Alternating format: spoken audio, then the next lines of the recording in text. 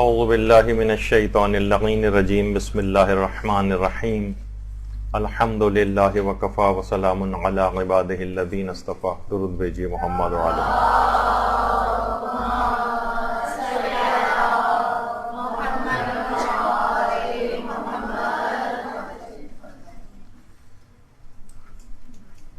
ماہ رمضان کا ایک بہت بڑا مقصد یہی ہے کہ انسان اس میں تقوی حاصل کرے، اور تقوی بھی اس حد تک ہو کہ جو پورے سال آپ کے اگلے رمضان تک کام آئے. تو اس میں ہم اضافے سے اضافہ کیسے کر سکتے ہیں اس ماہ رمضان کا، کیونکہ ایک بہت بڑا ہدف اسی تقوی ہی کا حصول ہے، تو ہم اس مقصد کو کیسے حاصل کریں. دیکھیے، ہر جو بھی کوئی چیز بہت بڑا ہدف ہوتی ہے، کوئی مشکل ہوتی ہے، اور انسان اس کو حاصل کرنا چاہتا ہے، یعنی جتنا بڑا ہدف ہوگا اتنا ہی اس کو حاصل کرنے میں کچھ مشکل پیش آتی. آیت اللہ شہید مرتضی مطہری فرماتے تھے کہ کوئی شخص اگر روح کی بزرگی کا حامل بننا چاہے تو لازمی طور پر اس کا بدن تکلیفوں کا شکار ہوتا ہے، اور لازمی طور پر وہ زحمتوں کا شکار ہوتا ہے.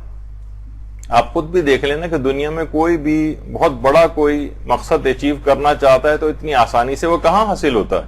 کوئی ایک بھی مثال آپ کے سامنے کہ بہت آسانی کے ساتھ اس کو حاصل کر لیا ہو اور وہ بہت ہی بڑا کوئی ہدف ہو. کتنی مثلا کوئی ماؤنٹ ایوریسٹ سر کرنا چاہتا ہے تو کتنی زحمتیں مشکلات کو اٹھا کر پھر اس ہدف کو حاصل کرتا.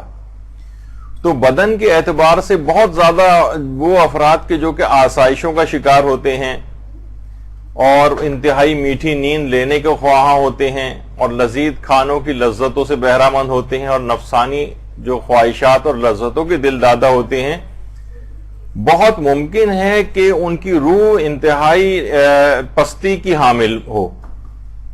تو رمضان اس لحاظ سے لذتوں میں کمی کا ایک پیغام لے کر آتا ہے کہ اس کو روح کی بلندی جو ہے وہ عطا ہوتی ہے، اور جسم زحمتوں اور تکلیفوں کا شکار تو ہوتا ہے، لیکن بڑے ہدف اور مقصد کو حاصل کرنے کے لیے جیسے کہ ابھی آپ نے سنا کہ بہرحال زحمتوں، مصیبتوں اور مشکلات کا شکار ہونا تو پڑتا ہے. اچھا، اب رمضان بہرحال ایک خود غرضی کی سوچ سے بھی انسان کو بچاتا ہے. اگر آپ دیکھیں رمضان کا ایک اوور آل ایک آپ کے دماغ میں اگر ایک تصور آئے کہ مثلا آپ دیکھتی ہیں کہ رمضان کے احکام میں فدیوں کا تذکرہ آتا ہے. فدیوں کے اندر کیا ہے کہ غریبوں تک کھانے کی چیزیں پہنچانا. رمضان کے اندر کفاروں کا تذکرہ آتا ہے، اس کے اندر پھر وہی ہے کہ غریب، مستحق، مسکینوں تک پہنچانا، اور اتنا عدد پہنچانا، اور 60 کا عدد ہونا چاہیے، اور کم افراد تک نہیں بلکہ زیادہ افراد تک یہ چیز پہنچنی چاہیے، یعنی پورا 60 کا عدد پورا ہو. رمضان میں صدقات جو ہے ان کی تاکید بڑھ جاتی ہے، یعنی عام دنوں میں جو آپ صدقے دیتی ہیں لیکن رمضان میں اس سے بھی زیادہ، یعنی پھر وہی غریبوں کا احساس. رمضان ہی کے اندر آخر میں فطرے کا موقع آتا ہے، اس کے اندر پھر غریبوں کی امداد کا ایک پیغام اس میں ہوتا ہے. رمضان کے اندر عمومی طور پر لوگ زکوٰۃ بھی بہت زیادہ نکالتے ہیں، یہ مہینہ بہت زیادہ زکوٰۃ کے حوالے سے بھی ہے. افطار کرانا اور خاص طور پر غریبوں کو افطار کرانا یا عام لوگوں تک اس چیز کو پہنچانا، یعنی اپنا مال انسان خرچ کرے.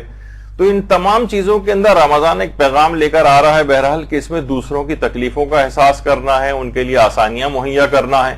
آپ اس کی مکمل اگر وہ دیکھیں احکامات تو ہر جگہ آپ کو یہ چیز نظر آتی ہے. بلکہ اسلام تو انسان تو چھوڑی، جانوروں کے تک کے سلسلے میں انتہائی اس قسم کے رحم دلانہ جذبات کا خواہاں ہوتا ہے. آیت اللہ جواد عاملی نے باقاعدہ اپنے ایک درس کے اندر ایک روایت بھی نقل کی ہے کہ کھلے آسمان کے نیچے ایک شخص ایک دفعہ دسترخوان بچھا کر بیٹھا ہوا تھا اور کھانے کھا رہا تھا. تو امام معصوم نے اس کو باقاعدہ منع کیا اور کہا کہ جاؤ تم اپنے خیمے کے اندر جاؤ اور وہاں جا کر کھانا کھاؤ. تم دیکھ نہیں رہے ہو کہ یہاں پر پرندے آ رہے ہیں اور پرندے تمہیں کھانا کھاتے دیکھ رہے ہیں للچائی ہوئی نگاہ سے.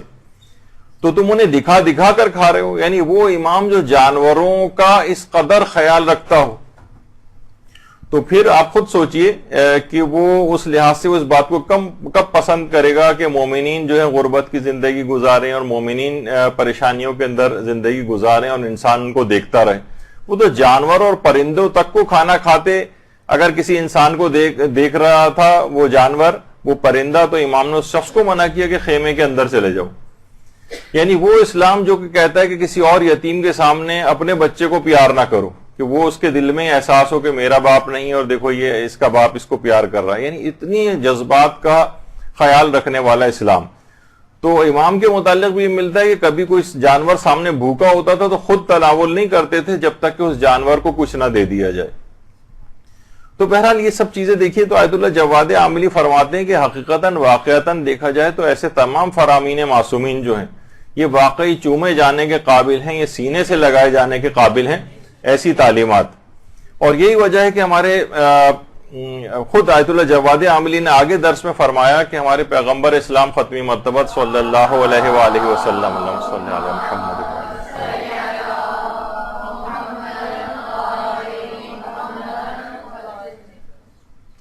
جد امجد حضرت ہاشم علیہ السلام اللہم صلی علی محمد وآلہ محمد.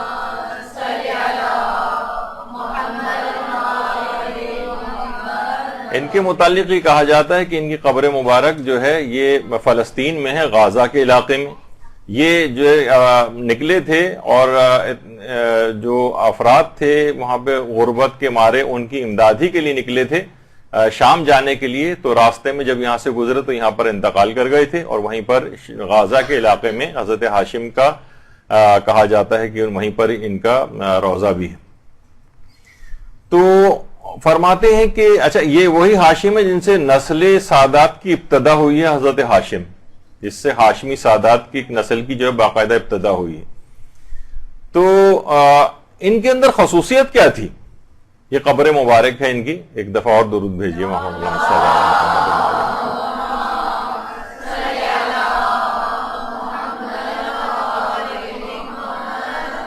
ان کی خصوصیت یہ ہے کہ جس وقت یہ قحط سالی وہاں پر شدید ہوتی تھی اور واقعتاً انسانوں کے کھانے کے لیے کمی واقع ہو جاتی تھی, اس وقت بھی اپنا جو غذا ان کے پاس ہوتی تھی اس میں سے یہ پہاڑوں وغیرہ کے اوپر جو ہے وہ مختلف جانور اور وہ بھی انتہائی شدید پیاس غذا کی قلت ان کے لیے بھی ہوتی تھی.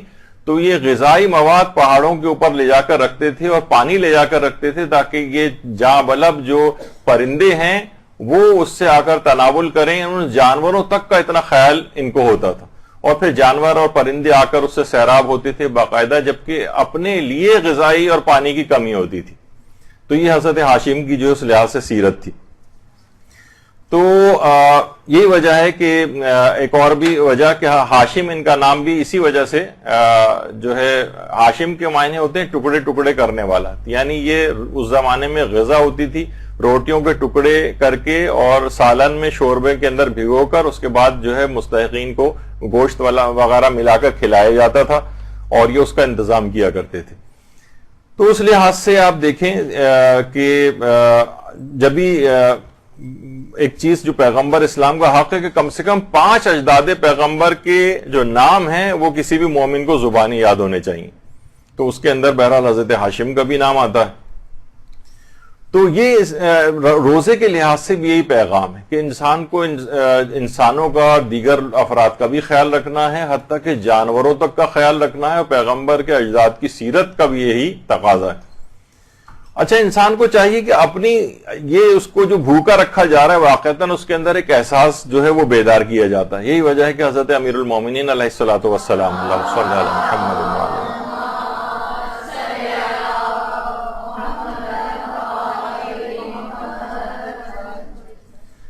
کہ پروردگار عالم جب کسی بندے کو پہ کوئی رحمت اپنی نازل کرنا چاہتا ہے, یعنی جو مفہوم ہے, تو اسے کم بولنے کا, کم کھانے کا اور کم سونے کا الہام کرتا ہے. یعنی واقعتاً اس کو اپنی یعنی یہ اس کو احساس دلانے کے لیے کہ تمہیں اپنی غذا کے اندر کمی کر کے اپنی آسائشوں میں کمی کر کے دوسروں کی ضروریات کو پورا کرنا ہے. اور یہ بھی حضرت امیر المومنین علیہ الصلوۃ والسلام فرماتے ہیں اللہم صلی علی محمد وآل محمد.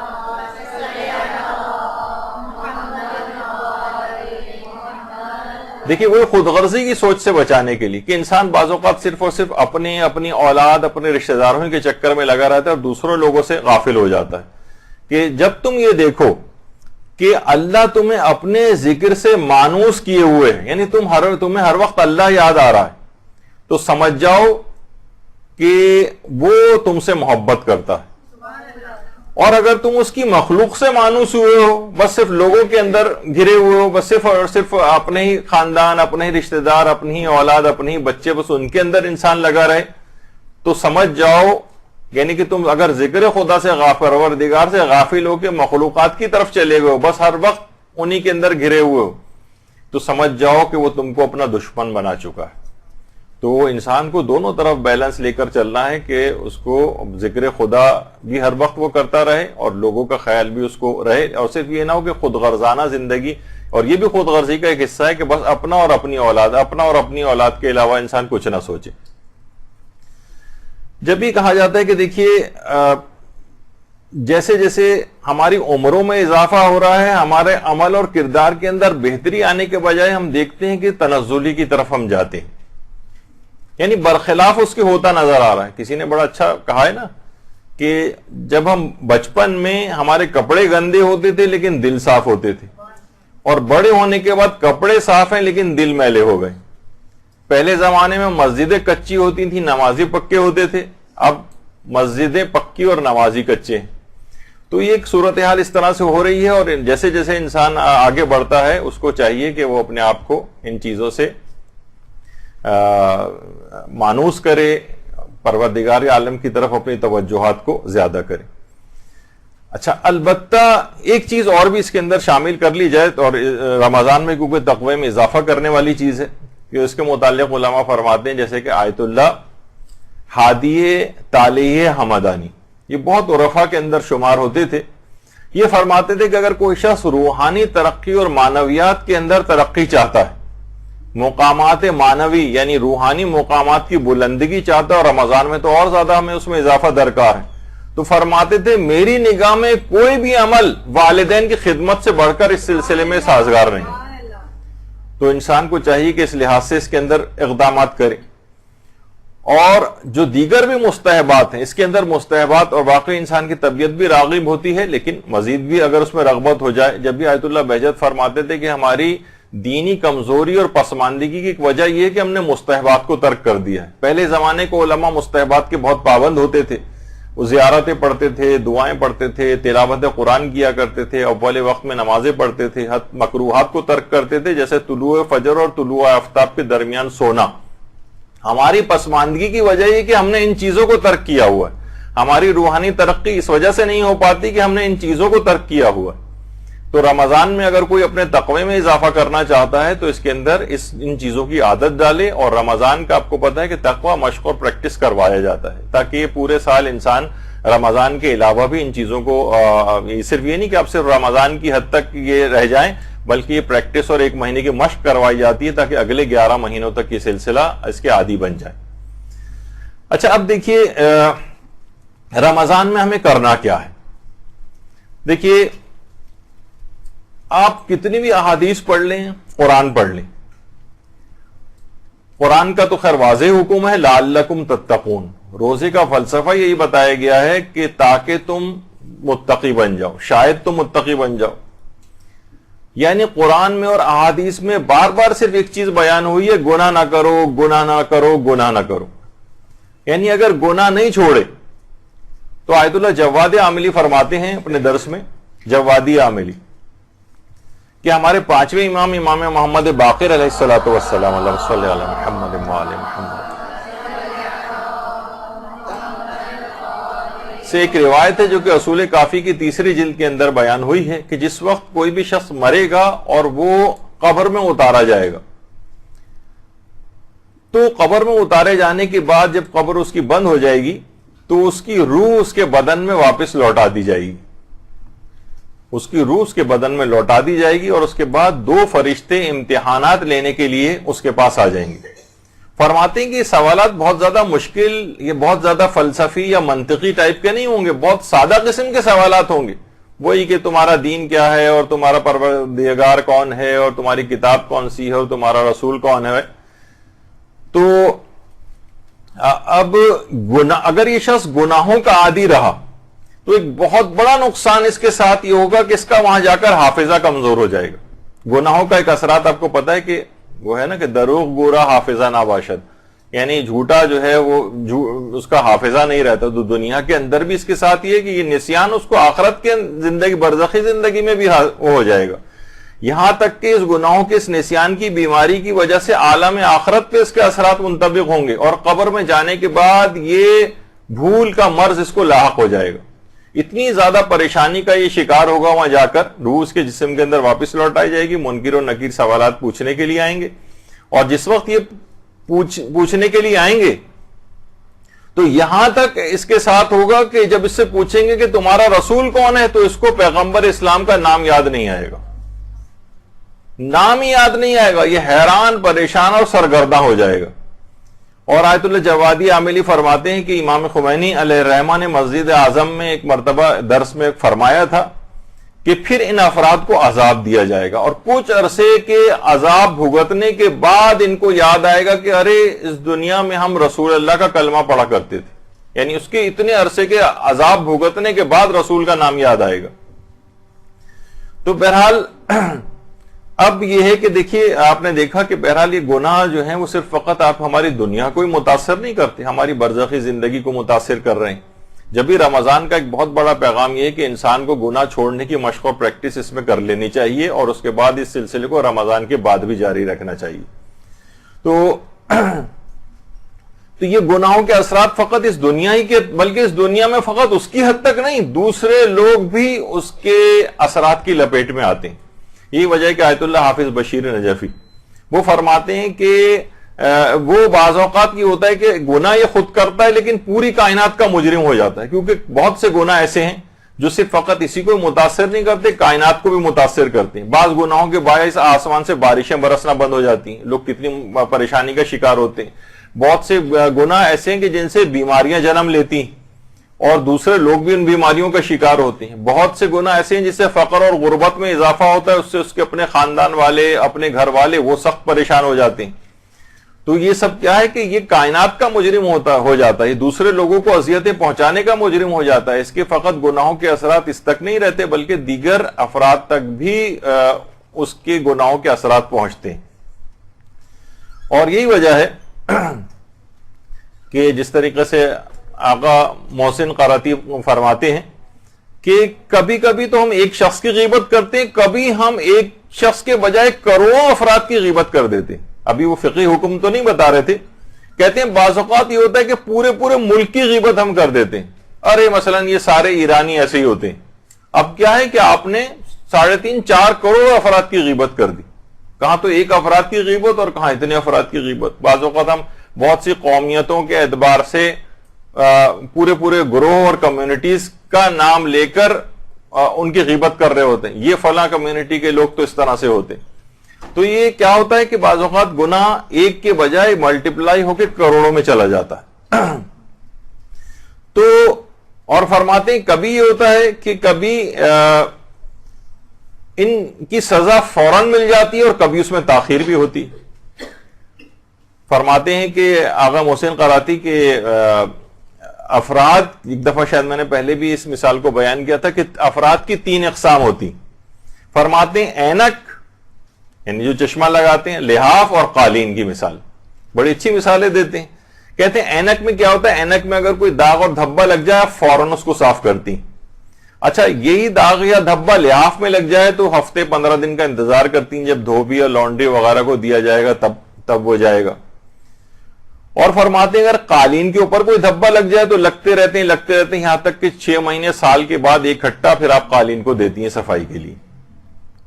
تو اور پھر اس کے بعد جب سال 6 مہینے بعد جب وہ جاتا ہے وہاں پر اور ڈنڈے مار مار کے اس پہ سے صفائی کی جاتی ہے تو پھر وہ قالین جو ہے وہ صاف ہوتا ہے. فرماتے ہیں کہ یہی بالکل حال جو ہے وہ مومنین کا بھی ہے. اس میں بعض تو نیک مومنین ہوتے ہیں کہ ادھر ان کے اوپر گناہ کا کوئی دھبا آیا اور فوراً ان کو کسی مصیبت میں مبتلا پروردگار کر دیتا ہے. جس طرح چشمہ کو فوری طور پر صاف کیا جاتا ہے اس طرح سے اس کے گناہ تاکہ فوراً صاف ہو جائیں. یہ کسی مشکل میں جاتا ہے فقط یہ توبہ کی طرف متوجہ ہوتا ہے یا اللہ کی طرف راغب ہوتا ہے, اس طرح چشمے کو ہم فوراً صاف کرتے ہیں.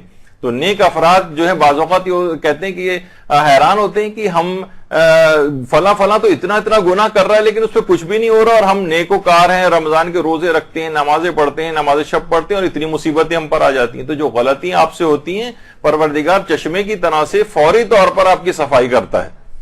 تو کہتے ہیں کچھ افراد جو ہے اس کی مثال ہوتے ہیں, اور کچھ افراد جو تھوڑے سے اور زیادہ خرابی کی طرف ہوتے ہیں ان کو کچھ مہلت دی جاتی ہے. جس طریقے سے ہفتہ 15 دن لحاف دھونے کے لحاظ سے لانڈری کا آپ انتظار کرتی ہیں, اور کچھ جو زیادہ بدماش ہوتے ہیں ان کو زیادہ بڑا ٹائم دیا جاتا ہے تاکہ ایک ساتھ اس کے بعد ڈنڈوں سے ان کی کٹائی جو ہے وہاں پر کی جائے, اور آہستہ آہستہ ان کو, یہ خود مثال انہوں نے اپنے ایک درس کے اندر دی. تو بہرحال یہ قیامت کے دن جب یہ افراد پہنچیں گے تو یہ ان کو بعض اوقات اتنی لمبی مہلت بھی مل جاتی ہے جس سے ہمارے لوگ دھوکہ کھاتے ہیں کہ ارے وہ دیکھیے وہ تو اس کے باوجود اتنا زیادہ نہ وہ خمس دیتا ہے نہ کچھ کرتا ہے, اس کے باوجود اس کا پیسہ جو ہے بڑھتا چلا جا رہا ہے.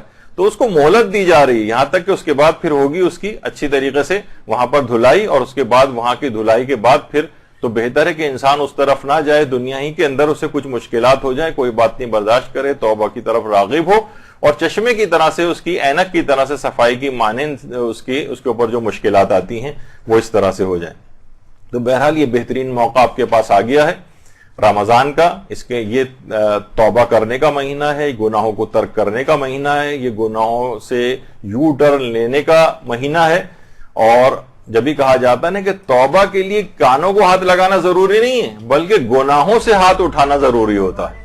تو بہرحال ہمارے ہاں یہ ہوتا ہے عام طور پر بس بہت ہوا تو گالوں کے اوپر 2 تھپڑ لگائے اور کان کھینچے, اس سے توبہ نہیں ہوتی. اصلاً یہ کہ انسان گناہوں پر سے اپنے ہاتھ کو اٹھا لے. یہی وجہ ہے کہ رہبر معظم آیت اللہ خامنہئی جب جوانوں سے خطاب کرتے ہیں تو اس میں یہی فرماتے ہیں کہ اکثر جوان آ کر مجھ سے روحانی ترقی اور بلندی کے متعلق نصیحت لینا چاہتے ہیں. تو فرماتے کہ میں نے عظیم شخصیات کو صرف یہی کہتے سنا ہے کہ گناہ نہ کرو, گناہ نہ کرو, گناہ نہ کرو, اور یعنی ترک گناہ. کہتے فقط میں نے ایک چیز سنی روحانی بلندگی کے لیے صرف گناہ, ترک گناہ. اور دوسری نصیحت فرماتے ہیں کہ دینی فرائض کا ادا کرنا ہے جس میں سب سے اہم فریضہ روزانہ کی نمازیں وقت پر اور توجہ سے ادا کرنا ہے. بہتر ہے اگر باجماعت ادا ہو جائیں, ایسا کرنے سے آپ ایک فرشتہ بن جائیں گے یہ فرماتے ہیں, اور ایک بلکہ فرشتوں سے بھی بلند مقام حاصل کر لیں گے یہ بھی فرمایا انہوں نے. تو بہرحال یہ ہے کہ اور اس کے اندر خاص طور پر اول وقت کی جو نمازیں ہیں اس کا انسان بہت زیادہ خیال رکھے کہ کوشش یہ کرے کہ ہر نماز کو, یہ رمضان کا بھی پیغام بنے گا اور یہ تقوی میں اضافے کا باعث بننے والی چیز ہے اگر آپ اس کی عادی ہو گئی اول وقت نماز کی. اور اس لحاظ سے یہاں پر عورتوں کے لحاظ سے تو اس کی اتنی زیادہ پروویژن نہیں ہوتا ہے, وہ ہے نماز جماعت. خاص طور پہ جوانوں کے اعتبار سے الگ سے نماز جماعت خود رہبر جو ہے اپنی اس میں نگرانی کے اندر اور ان کی اقتداء کے اندر جو ہے وہ نمازیں جوانوں سے جو ہے وہ ادا کروائی جاتی ہیں, اور جوان ان کے پیچھے صرف جوانوں کا پروگرام ہوتا ہے تاکہ وہ اس کی طرف جو ہے زیادہ سے زیادہ راغب ہو. حتیٰ کہ چھوٹی بچیوں کے لحاظ سے اس کے باقاعدہ پروگرام ہوتے ہیں الگ سے. اگر آپ دیکھیں واقعتاً وہاں پر کا جو ایک روح پرور ایک ماحول بنتا ہے اور لوگ کتنا زیادہ ان کے اندر ایک روحانی ایک جذبہ بیدار ہوتا ہے, تو اس کی وجہ یہ ہوتی کہ اس طرح کے ماحول وہاں پر پرووائڈ کیے جاتے ہیں. اور رمضانوں کے اندر علی الخصوص ہمارے یہاں صرف زیادہ تر آپ دیکھیں, ابھی بھی میں ٹریفک میں پھنس کے آ رہا ہوں یہاں پر, اور ایسا لگ رہا ہے کہ جیسے ابھی سے غذائی قلت کا شکار ہو گئے ہیں لوگ, اور اتنا زیادہ یہاں پر جو ہے وہ گروسری سٹورز وغیرہ کے اوپر ٹریفک جیم ہوا ہوا باقاعدہ. یعنی پوری توجہ رمضان کے لحاظ سے پیٹ کے اوپر مرکوز کی ہوئی ہے, جو کہ اصلاً اس کا حقیقی ہدف لعلکم تتقون ہے, اس کی طرف سے انتہائی غفلت ہے. تو یہ سب چیزیں ایسی ہیں. اور نوجوانوں کے لحاظ سے ایک لحاظ سے شکایت اور بھی ہے کہ اس کو پوری توجہ کے ساتھ نماز پڑھنے کی تاکید کی ہے رہبر نے. تو پوری تاکید اپنے اس درس میں، ورنہ تو اسلام تو الگ سے اور ائمہ معصومین کی جو روایات ہیں وہ الگ سے کتنی زیادہ تاکیدات سے بھری ہوئی. تو لیکن نوجوانوں کا کیا ہے، آپ نے دیکھا کہ زیادہ تر جوان سوائے کہ جو ریٹائرڈ بزرگ ہیں چلیں اور کچھ نہیں تو وہ آرام آرام سے نماز پڑھ رہے ہیں، ورنہ نوجوان تو اس کے اندر ٹربو بوسٹ لگایا ہوا ہے. یعنی لگتا ہی نہیں ہے کہ ایک ایک منٹ کے اندر بعض اوقات میں نے کچھ جوانوں کی تو دیکھا ہے باقاعدہ ٹائم نوٹ کر کے 30 سیکنڈ 35 سیکنڈ 40 سیکنڈ میں بھی 4 رکعت کی نمازیں پڑھ لیتے ہیں. اب آپ خود سوچیں کہ اس کے اندر کس طرح سے یعنی یہ جو ہے اٹھک بیٹھک اور وہ یعنی ایسی کون سی ایمرجنسی لاحق ہو رہی ہے کہ مزید 2 منٹ کا ٹائم اور نماز کے اندر نہیں لگایا جا سکتا. تو یہ ایک بہرحال ایک چیز ہے، بڑا المیہ ہے. اور اس لحاظ سے اگر دیکھا جائے تو واقعی انسان عبادات کی طرف راغب نہیں ہے، بلکہ اگر دیکھا جائے تو بدن کی چربی کو دور کرنے کے لیے گھنٹوں جو ہے انسان جو ہے وہ برسک واک کر رہا ہوتا ہے، پسینے ہو رہا ہے اور پریشان نظر آ رہا ہے، اور ٹریڈ مل جو ہے یا جاگنگ مشین اس کے اوپر گھنٹوں جو ہے وہ جو واک کی جا رہی ہے. لیکن کیا تاکہ جسم سے چربی اور چکنائی جو ہے کم ہو جائے. لیکن ہمارے روح کے اوپر جو گناہوں کا بوجھ کم جو جتنا بڑھتا چلا جا رہا ہے اسے کم کرنے کے لیے چند منٹ بھی مصلی کے اوپر بیٹھنا یا عبادت کرنا وہ اس کے لیے جس کو ناگوار گزرتا ہے. نماز شب کے لیے اب ہم کھڑے نہیں ہو سکتے، 11 رکعت پڑھنا بڑا دشوار لگتا ہے. تو دیکھیے یہ سب کیا ہیں، ہمارے جو ائمہ معصومین علیہم السلام ہیں ان کی جو اللہم صلی علی محمد وعلی محمد،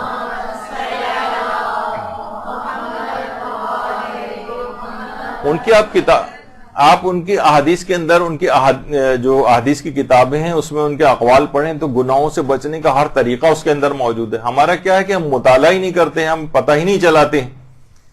تو اس کی مثال آغا بہجت نے بڑی اچھی دی ہے کہ، اور ان کی مثال دی آیت اللہ شربیانی کی. یہ بہت بڑے علماء اور فقہاء اور عرفاء کے اندر شمار ہوتے تھے. تو ان کا واقعہ ایک دفعہ نقل کر رہے تھے کہ یہ جو تھے ایک دفعہ اپنے گھر کی طرف جا رہے تھے، ایک فقیر ان کے پیچھے لگ گیا. اچھا بار بار فقیر کہہ رہا ہے آپ خود اللہ کے لیے میری مدد کرو ورنہ میں مر جاؤں گا بھوک سے، اللہ کے لیے مدد کرو. اچھا انہوں نے کوئی توجہ ہی نہیں دی اور گھر کے اندر داخل ہو گئے، دروازہ بھی بند کر لیا. اور لیکن وہ فقیر باہر سے اصرار کرتا رہا. آپ کو پتا ہے نا بہت سے فقیر پیچھے لگ جاتے ہیں، کسی صورت پیچھے چھوڑنے کو تیار نہیں ہوا، حتیٰ کہ انہوں نے گھر والوں کو بھی منع کر دیا کہ اس کی کوئی مدد نہیں کرنا. اچھا صبح اٹھ کر دیکھا تو فقیر دروازے پہ مرا پڑا تھا. انہوں نے حکم دیا کہ اس کو غسل دیا جائے، کفن وغیرہ پہنایا جائے، تجہیز و تکفین کا انتظام کیا جائے. اچھا جب غسل کے لیے اس کے کپڑوں کو اتارا گیا کفن پہنانے کے لیے، کفن تو بعد میں پہنانا تھا، اس سے پہلے غسل کے لیے کپڑے جسم سے لباس اتارا گیا تو دیکھا کہ پیسوں کی ایک بہت بڑی سی تھیلی اس کے جسم سے بندھی ہوئی تھی. اچھا اب آغا بہجت کہتے ہیں کہ یہی پورا حال ہم لوگوں کا ہے اس فقیر کی طرح سے. قرآن اور اطرت اور اہل بیت یہ سب کچھ ہمارے پاس موجود ہے، لیکن ہم پھر بھی کہتے ہیں کوئی عمل ہمیں ایسا بتا دیں جس سے ہمارے حالات بہتر ہو جائیں، کوئی ہمیں ایسی چیز مل جائے. وہ فرماتے ہیں کہ ارے بھائی یہی فرامین معصومین یہ جو ہمارے پاس موجود ہیں، جاؤ اور جا کر ان کے اوپر عمل کرو، اس میں تمہارے ہر مشکل کا حل موجود ہے. لیکن تم پڑھتے نہیں ہو، اسی فقیر کی طرح سے ہو کہ جسم کے ساتھ تھیلی بندھی ہوئی ہے لیکن دوسرے لوگوں سے مانگتا پھر رہا ہے. بڑی اچھی مثال دی انہوں نے آغا شربیانی کی کہ وہ اس طرح سے لوگ جو ہیں ہماری مثال کو جس طرح سے ہو گئی. سب چیزیں موجود ہیں ہمارے پاس، ساری تعلیمات موجود ہیں، ہر پریشانی اور مصیبت سے بچنے کا حل موجود ہے، لیکن یہ کیا ہے کہ اس کو نہ پڑھتے ہیں نہ ان سے کوئی استفادہ کرتے ہیں. تو یہ ہم لوگوں کا حال ہو گیا ہے. جاؤ اور جا کر پڑھو، اس کو عمل کرو. یہی وجہ ہے کہ آیت اللہ تقی مصباح یزدی فرماتے ہیں کہ آیت اللہ بہجت اکثر ازراہ مذاق یہ بات کہتے تھے کہ ہم اپنے تکامل کے لیے ایسی چیز کی تلاش میں ہیں جو نہ اللہ نے کہی ہے، جو نہ رسول اللہ نے کہی ہے اور جو نہ ائمہ معصومین نے کہی. ہم چاہتے ہیں ہمیں کوئی نئی چیز بتائی جائے جو ان میں نہ کہیں موجود نہ ہو. تو کہتے ہیں کہ ہماری بڑی خواہش ہوتی ہے اور ہم نہ کوئی اس طرح کی کسی بھی، جیسے ایک مولانا فرما رہے تھے کہ اگر کوئی کیل کانٹے یا الٹے سیدھے ٹیڑے میڑے حروف لکھ کر ہمیں پرچی کے اوپر تھما دے تو ہم بڑے اس سے لے کر آتے ہیں کہ بہت زبردست چیز اس نے دے دی. اور اگر مثلا وہ کہہ دے لکھ کے دے دے کہ زیارت عاشورہ پڑھیں تو ہم منہ بناتے ہیں کہ یہ تو وہی پرانی چیز انہوں نے بتا دی. یعنی کوئی ایسی چیز کی تلاش میں ہے جو اللہ نے بھی نہ کہی ہو، نہ رسول نے، نہ امام نے. کوئی نئی چیز ہونی چاہیے اس کے علاوہ. ارے بھائی یہ ساری چیزیں موجود ہیں. تو آغا بہجت یہ بات بھی فرماتے ہیں کہ دیکھیے اگر امام معصوم آ جائیں، اور جیسے کہ امام زمانہ علیہ الصلوۃ والسلام ہمارے موجود ہی ہیں، اللہم صلی علی محمد وعلی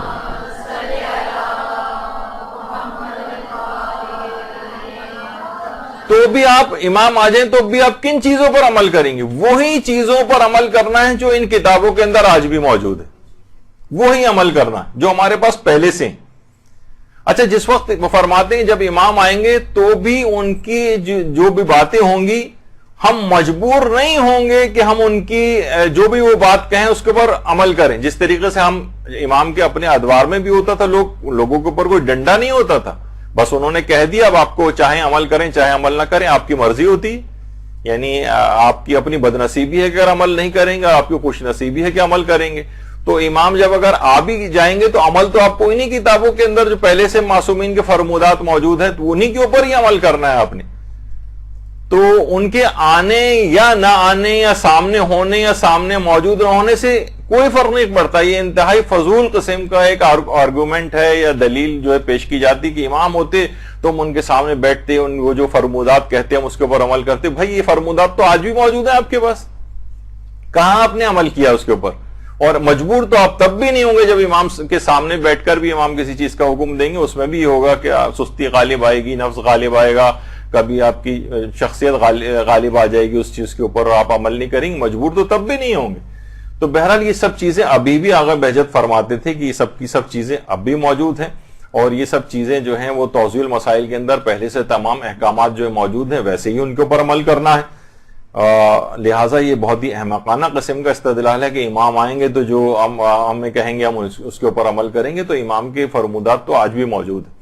یہی وجہ ہے کہ آیت اللہ بہجت ایک چیز بات اور فرماتے تھے بہت اچھی، کہ اگر کوئی شخص روزانہ، اور یہ تو ہمارے اب بھی اپنے ہاتھ میں ہے، عروج السادہ جو ملا احمد عراقی کی اخلاقیات کی کتاب ہے، اردو میں بھی ترجمہ اس کا ہو چکا ہے، اور تو اس میں فرماتے ہیں اگر روزانہ اس کا فقط ایک صفحہ روزانہ پڑھ کر اگر عمل کر لیا جائے تو 1 سال کے اندر آپ مکمل تبدیل ہو جائیں گے۔ آیت اللہ بہجت فرماتے تھے عروج السادہ کا 1 صفحہ روزانہ پڑھ کر اگر عمل کر لیا جائے اور عمل کرنا شروع کر دیں، 1 سال کے بعد آپ دیکھیں گے کہ آپ کی شخصیت مکمل طور پر تبدیل ہو چکی ہوگی۔ اس کے اندر ائمہ معصومین کے فرمودات بھی ہیں، اور چیزوں کو روحانی طور پر ہم کس طریقے سے اپنے آپ کو بہتر بنائیں، وہ سب چیزیں اس کے اندر اس کتاب کے اندر موجود ہے۔ تھوڑی سی اردو ذرا اس کی نسبتاً مشکل ہے، لیکن پڑھ پڑھ کے آپ کو وہ بھی بہتر ہو جائے گی عروج السادہ۔ تو اگر بہتر ہے کہ اپنے تقوی میں اضافہ کرنا ہے تو روزانہ کی بنیاد پر یہ بھی شروع کیا جائے کہ انہوں نے تقریباً گارنٹی اس بات کی لی کہ 1 سال کے اندر اندر آپ کی شخصیت تبدیل ہو جائے گی اگر اس کا 1 صفحہ روزانہ پڑھ کر عمل کیا۔ اور اس کے ساتھ ایک چیز اور بھی ہے، اور وہ ہے تلاوت قرآن روزانہ ہو، روزانہ تلاوت قرآن۔ دیکھیے مسئلہ ایک اور بھی ہے، آج کل لوگ ایک چیز کی بڑے شکوے اور شکایات کرتے ہیں کہ بھئی جو ہے نا زمانہ بہت خراب ہو گیا، تو کہا جاتا ہے نا کہ دیکھیے زمانے کا شکوہ نہ کرو، خود کو تبدیل کرو۔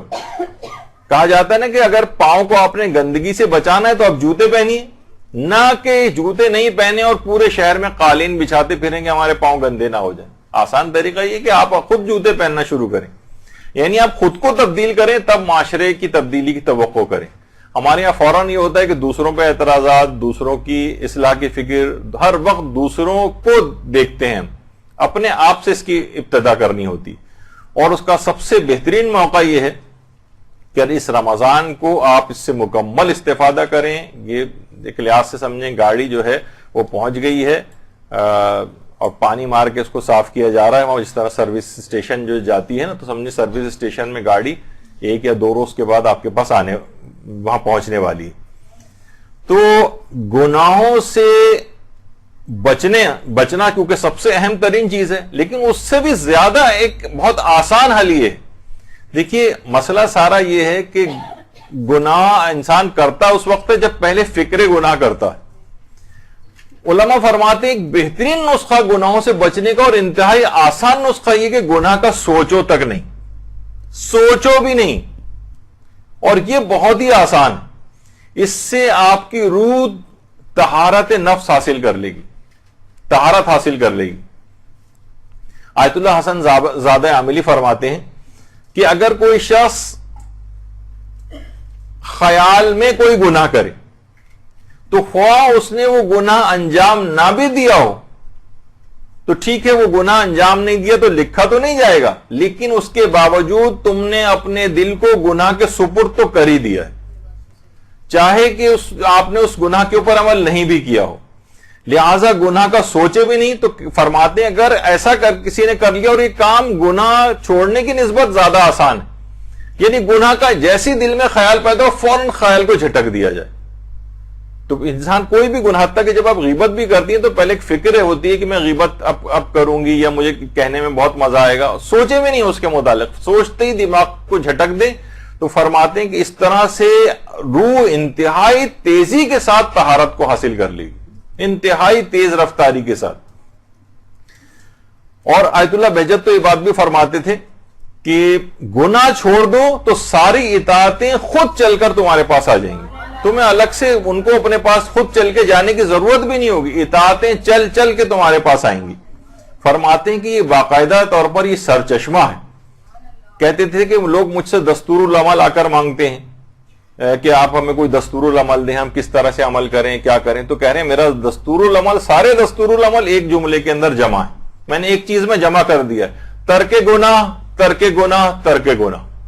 کوئی ایسی چیز میں نہیں بتاؤں گا کہ جو کہ قرآن حدیث اور اس میں نہ، ہر جگہ صرف اور صرف اس سے تم تمام مقاصد کو حاصل کر لیتے ہو۔ فرماتے تھے کہ اس طریقے سے ایک نیکی دوسری نیکی کو کھینچتی ہے، نیکیوں میں خصوصیت یہ کہ ایک نیکی دوسری نیکی کو کھینچتی ہے، اسی طریقے سے ایک برائی دوسری برائی کو کھینچتی۔ اگر تم گناہ چھوڑو گے تو نہ صرف ہے کہ گناہوں سے پیچھا چھوٹے گا بلکہ اطاعتیں لپک لپک کے تمہاری طرف آنے لگیں گی، تمہیں ایسی ایسی توفیقات نیکیوں کی نصیب ہوگی کہ تم حیران رہ جاؤ گے کہ یہ تو میں نے خود سے کرنا ہی نہیں چاہتا اور یہ نیک کام مجھ سے ہو گیا، یعنی خود بخود نیکیاں چل کر تمہارے پاس آئیں گی۔ تو اور فرماتے تھے علماء بھی فرماتے ہیں کہ جو گناہوں کے اندر جو سب سے زیادہ نقصان پہنچانے والے گناہ ہیں، دیکھیے گناہوں کی بھی بہت ساری اقسام ہیں نا، جو سب سے زیادہ نقصان پہنچانے والے گناہ ہیں وہ ہیں کہ جس میں انسان دوسروں کا کوئی حق مارتا ہے، دوسروں کے اوپر کسی طور پر کوئی ظلم کر دیتا ہے، دوسروں کا کوئی حق اس سے جو ہے وہ ضائع ہو جاتا ہے، جو کہ خاص طور پر حقوق الناس کے لحاظ سے، یعنی جو اس انداز کے جو ظلم ہوتے ہیں۔ بعض اوقات ہم کسی کو دھوکہ بھی دے رہے ہوتے ہیں، بعض اوقات جھوٹ بول کے نقصان پہنچا رہے ہوتے ہیں، بعض اوقات غیبت کر کے نقصان پہنچا رہے ہوتے ہیں، بعض اوقات فراڈ اور چال بازی کر کے نقصان پہنچا رہے ہوتے ہیں۔ تو کہا جاتا ہے نا کہ لطیفے کے طور پر یہ بات کہی جاتی ہے کہ دنیا میں سب سے زیادہ جو سچا انسان ہے وہ پان والا ہے، پان والا جو ہمیشہ پوچھ کر چونا لگاتا ہے۔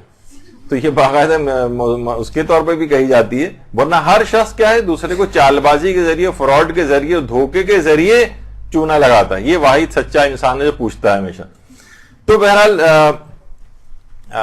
فرماتے ہیں علماء کہ تمام اعضاء کو اس رمضان کے اندر کنٹرول رکھنا ہے، تمام اعضاء کو، آنکھوں کے اعضاء ہیں جو ہمارے اور دونوں آنکھیں، ان کو کنٹرول رکھنا ہے، اپنی کانوں کو کنٹرول رکھنا ہے، غیبتیں کوئی نہ آ جائیں، کسی کو جھوٹ نہ سننے پڑیں، جو اور اس سے ریلیٹڈ جو ہمارے، اسی طریقے سے زبان ہے ہماری،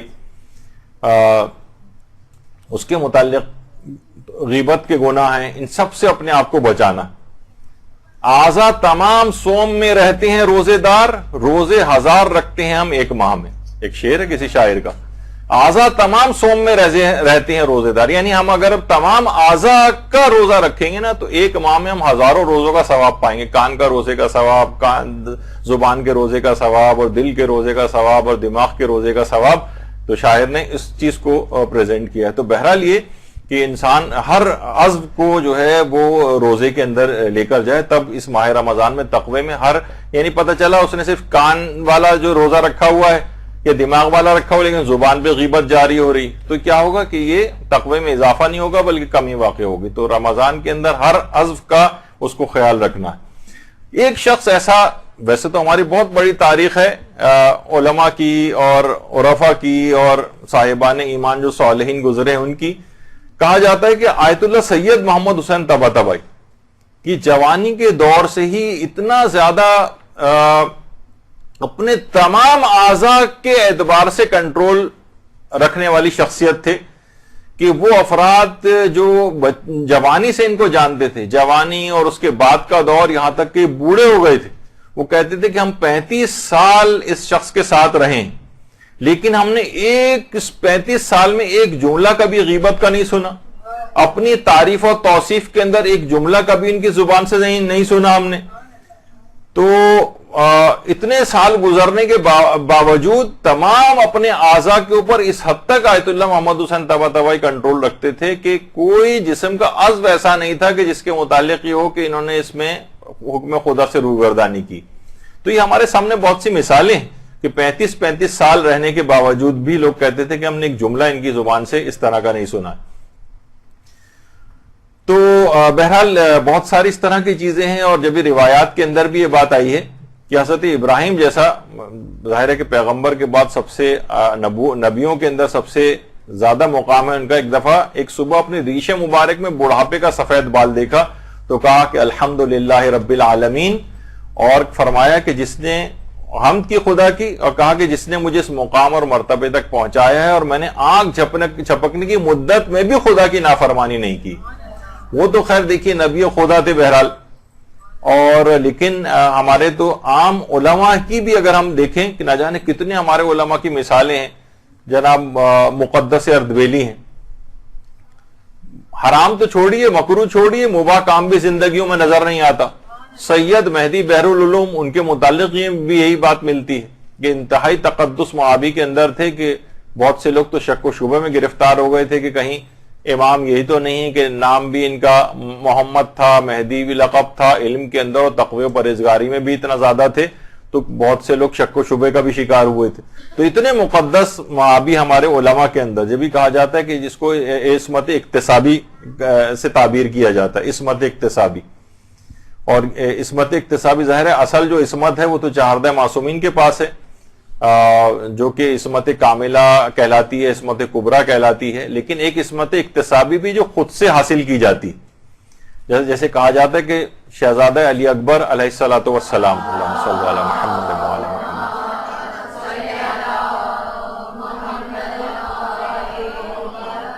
چہاردہ معصومین علیہم السلام والی عصمت تو نہیں تھی، لیکن عصمت اکتسابی رکھتے تھے، جسے عصمت صغریٰ کہا جاتا ہے یا محفوظ عن الخطا کہا جاتا ہے. اسی طریقے سے حضرت عباس علمدار علیہ الصلوۃ والسلام، اللہم صلی علی محمد وعلی محمد،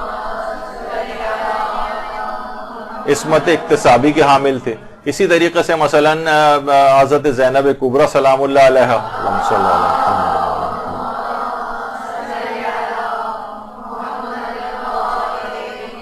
یہ انہوں نے خود اپنی ریاضتوں سے، اپنی نفس کشی سے اس مقام عصمت کو حاصل کیا تھا کہ محفوظ عن الخطا جو ہے کہا جاتا ہے. چہاردہ معصومین کی عصمت ظاہر ہے وہ تو ایک بالکل پروردگار کی ایک خاص عطا ہے اور اس میں کوئی شریک نہیں ہے ان کا.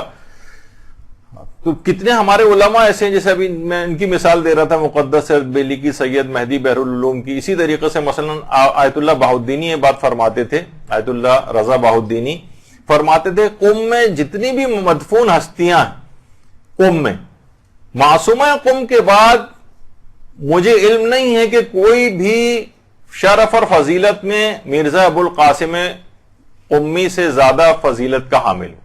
قبرستان شیخہ، گلزار شیخہ جو بالکل معصوم قم کے قبرستان کے روضے کے برابر میں قبرستان ہے، وہاں مرزا قمی کی قبر ہے. انہوں نے بھی اتنا مقام فرماتے ہیں کہ معصومہ قم کے بعد جو افضل ترین جو شخصیات قوم کے اندر مدفون ہیں، اس کے اندر آیت اللہ ابو القاسم مرزا قمی کے نام سے جو مشہور ہیں ان کی شخصیت ہے. تو کیسی کیسی شخصیات ان لوگوں نے، یہ کیوں ان کا تذکرہ آ رہا ہے؟ یہ تقوی اور پرہیزگاری سے اس مقام تک پہنچے. بلکہ ایک شخص کو خواب میں آگے کہا تھا کہ لوگ اگر یہ تمام لوگ چاہیں تو اپنی حاجات لے کے میری قبر پہ آئیں تو میں ان کی تمام حاجات کو قبول کروا سکتا ہوں. لیکن ظاہر ہے کہ استخفاف ہوگا معصومہ کا یا امام رضا کی قبر کا، تو میں یعنی ان کا تو مقام انتہائی اعلیٰ اور رفع ہے، لیکن لوگوں کو ظاہر ہے زیادہ وہیں متوجہ رہنا چاہیے، ورنہ یہ کوئی بڑی بات نہیں ہے. ان لوگوں کی حاجات تمام کے تمام افراد میرے پاس بھی آ جائیں تو سب کی حاجات کو قبول کروا سکتا ہوں. تو بہرحال یہ تمام علماء اس مقام تک کیسے پہنچے؟ انہوں نے تقوی اور پرہیزگاری سے اس مقام کو حاصل کیا. دیکھیے بہت سے لوگ کہتے ہیں کہ دیکھیے کتنے ہی رمضان آتے ہیں کتنے ہی رمضان جاتے ہیں، ہم دیکھتے ہیں کہ تقوی کے کوئی خاص ہم پہ فرق نہیں پڑتا. پچھلے سالوں میں جو تھا آپ ذرا دل کو ٹٹولیے، پچھلا بھی رمضان آ کے گزرا اور نہ جانے کتنے رمضان پیچھے آ کے گزرے، کوئی زیادہ فرق ہمیں اپنی طبیعتوں کے اندر نظر نہیں آتا. آیت اللہ بہجت کہتے تھے کہ اگر کوئی شخص اپنے گناہ اس طرح سے چھوڑنے پر سے عاجز آ جائے جس طریقے سے اس کو واقعتاً گناہ چھوڑ دینے چاہیے، کہتے تھے اس کا ایک طریقہ ہے، وہ یہ ہے کہ اگر ہر شب جمعہ یا روزانہ بھی اگر ممکن ہو تو وہ اگر اولیاء خدا میں سے کسی ایک کی قبر پر یا روضے پر آ جائے.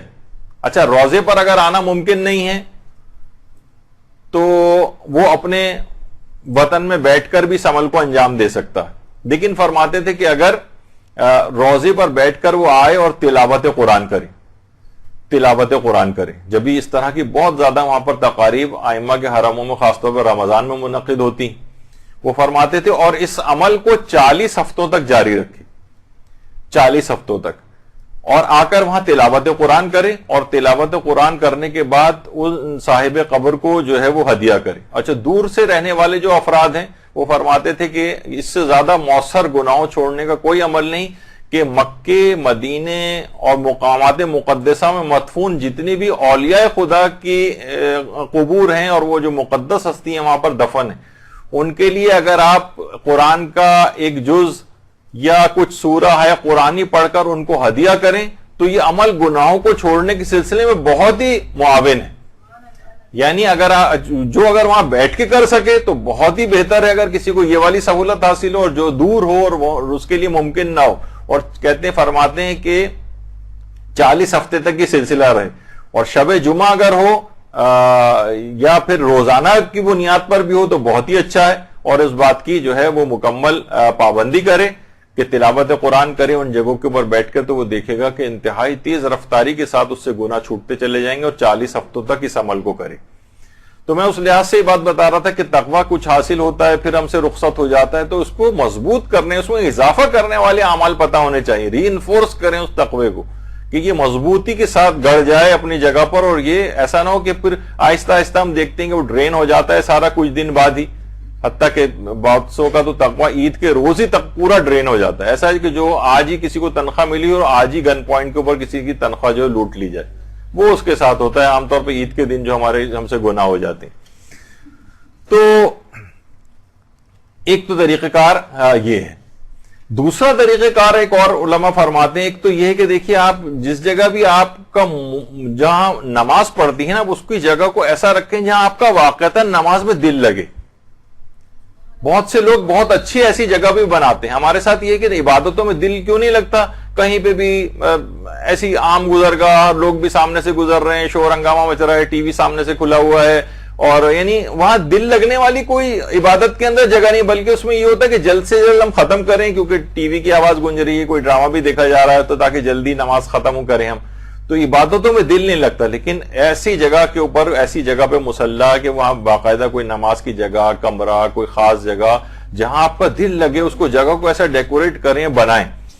تو اچھا جس وقت آپ وہاں پر ایسی جگہ ہو کہ جو کتنا آپ دیکھیے خواتین ہیں وہ پیسہ بھی خرچ کرتی ہیں، سب کچھ کرتی ہیں اپنے کپڑوں کے سلسلے میں، تو نماز کی جگہ بنانے میں کیوں نہیں ہوتا ہی؟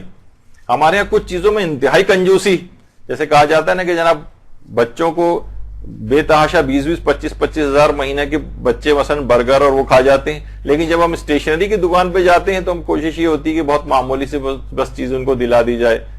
کتاب بھی ہے اگر ہے تو بس ایک توضیح المسائل پورے گھر کے لیے کافی ہونی چاہیے، ایک قرآن ہے یا بس وہ رکھا ہوا ہے، جبکہ ہر ایک کے پاس ایک الگ قرآن ہونا چاہیے، ہر ایک کی توضیح المسائل الگ ہونی چاہیے. تو بہت ساری چیزیں ایسی، ہر ایک کی صحیفہ کاملہ الگ ہونی چاہیے. تو خیر، تو وہ فرماتے ہیں کہ جس وقت آپ تعقیبات میں، دو نمازوں کے درمیان تعقیبات میں مشغول ہوتی ہیں، اس وقت دیکھیے تعقیبات میں جس وقت انسان مصلی پہ بیٹھا ہوتا ہے نا، مصلی پہ آتے ہی شیطان اس سے دور ہو جاتا ہے. بہت اچھا موقع آپ کے پاس ہے. اس وقت فرماتے ہیں کہ اس وقت کوئی بھی اپنی ایک اخلاقی برائی کو آپ ایسا ٹارگٹ کر لیں جس گناہ اور کمزوری کو چھوڑنے سے آپ عاجز ہوں، مثلا غیبت ہی.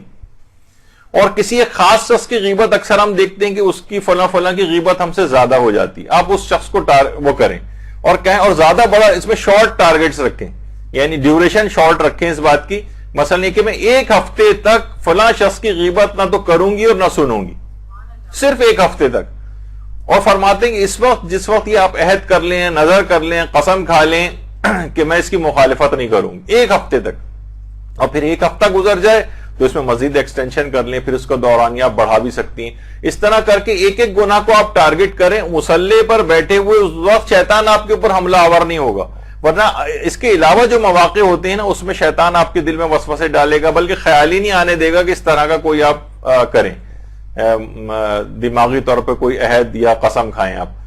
تو یہ جو مصلی نماز ہے اس کو اس والے ٹائم کو آپ خاص طور پر اویل کریں، اور اس کے اندر کوئی شارٹ ڈیوریشن دورانیے والے جو ہوتے ہیں اس میں آپ گناہوں کو چھوڑنے کا عہد کریں. یہ تو میں نے غیبت کی مثال دی. اس طرح سے جو مزید جو جن گناہوں کا کوئی بھی شخص شکار ہوتا ہے، وہ زیادہ واقف ہوتا ہے ان سے، وہ کہیں گے میں ایک ہفتے تک میں اس گناہ کو نہیں کروں گی، اور باقاعدہ قسم کھا لیں اس کی شرعی طور پر کہ اس کو پھر کفارہ آپ کو دینا واجب ہو جائے، تاکہ تو آپ کے اوپر ایک پابندی ہو جائے. پھر آپ دیکھیں گے کہ اس دوران جب اس پہ عمل کریں گے تو کس حد تک آپ کو اس کا فائدہ ملے گا، اور وہ گناہ مستقل اس سے چھوٹتے چلے جائیں گے.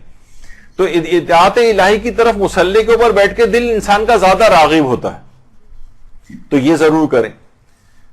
تو دیکھیے اب یہ ان چیزوں کے متعلق یہ ہونے لگا کہ دیکھیے یہ جو گناہ ہے نا، یہ جیسے غیبت ہے، جھوٹ ہے، یہ تو ہر شخص سے ہی ہو جاتا ہے. اس کو کہا جاتا ہے کہ یعنی یہ تو بہت ہی کامن گناہ ہے، بلکہ اس کا تو گناہ ہونا بھی نہیں سمجھا جاتا آج کل. تو علماء یہ فرماتے ہیں کہ دیکھیے گناہوں کا بہت زیادہ عام ہونا یا عامت البلوا ہونا ان کے مباح ہونے کی دلیل نہیں ہوتا ہے. آپ کو ان سے پیچھے چھڑانا ہے سب سے، یہ نہیں کہ اتنے سبھی لوگ گرفتار ہو جاتے ہیں. وہ جو سعادت حسن منٹو جو تھے ہمارے ایک افسانہ نگار، ان کے متعلق ملتا ہے نا کہ ان سے کسی نے پوچھا تھا کہ ملک کا کیا حال ہے، تو کہنے لگے کہ وہی حال ہے جو جیل میں ہونے والی نماز جمعہ کا ہوتا ہے. تو لوگوں نے کہا کیا مطلب ہے؟ کہہ رہے ہیں اس طرح کا ملک کا حال ہے کہ اذان جو ہے کوئی فراڈیا دیتا ہے، امامت قاتل کرواتا ہے، اور اس کے پیچھے پڑھنے والے سارے نمازی چور ہوتے ہیں. مقصد ہے کہ سارے لوگ ہی گناہوں کے اندر مبتلا ہیں، پورے کا پورا معاشرہ گناہوں کے اندر مبتلا ہے. تو ہم یہ دلیل طور پر نہیں دے سکتے کہ بھئی سبھی لوگوں سے گناہ ہو جاتا ہے تو ہم سے بھی ہو جاتا ہے تو کیا ہو گیا. نہیں، سب اس کا انجام بھگتیں گے. تو ہمیں بہرحال یہ کہ اپنے آپ کو ان تمام گناہوں سے بچانا. اور یہ بھی کہا جاتا ہے، علماء فرماتے ہیں جب بھی کہ چاہے تو انسان اپنے اس سے عمل سے سلمان فارسی کا ہم نشین بن سکتا ہے، اور اگر وہ چاہے تو اسی طریقے سے برے اعمال انجام دے کے ابو جہل کا ہم نشین بھی بن سکتا ہے. اچھا، یہ جو ہمارے ساتھ ہوتا ہے نا کہ ہم گناہ کرتے ہیں، ٹوٹ جاتا ہے جو عزم ہے ہمارا، اور ہم کوئی بھی چیز دل میں سوچتے ہیں کہ بس یہ ہم سے نہ ہو، لیکن اس کے باوجود ہم سے ہو جاتی ہے. علماء فرماتے ہیں اس کی ایک بہت بڑی وجہ ہے کہ ہم مال حرام اور مال مشکوک ہمارے جسموں کے اندر جاتا ہے. یہ بہت بڑا مسئلہ ہے.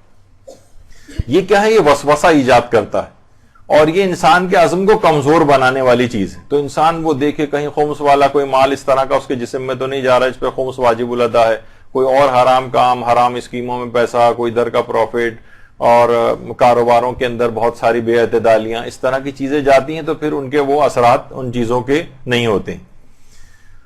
تو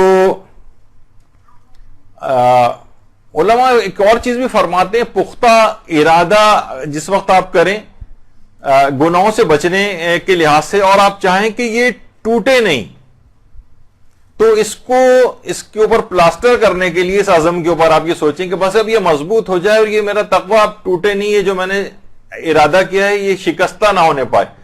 تو اس کے لیے علماء فرماتے ہیں کہ ایک تو یہی حرام اور مشکوک چیزوں سے اپنے آپ کو بچانا ہے، اور دوسری ایک اور چیز ہے، وہ ہے نماز شب کی پابندی کرنا ہے.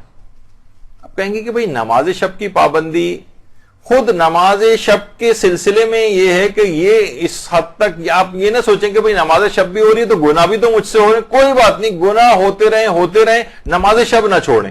یہاں تک کہ ایک موقع بہت ہی جلد ایسا آئے گا کہ پھر آپ سے گناہ ہوں گے ہی نہیں. نماز شب کے اندر اسپیشل الگ سے پاور ہے کہ یہ گناہوں کو روک دیتی ہے. اور یہ نہیں کہ پہلے گناہ مجھ سے چھوٹ جائیں پھر میں نماز شب شروع کروں گی. نہیں, گناہ انجام, چاہے گناہ پہ گناہ انجام دیے جا رہے ہیں تب بھی آپ کہیں کہ کوئی بات نہیں, میں اس کے باوجود نماز شب نہیں چھوڑوں گی.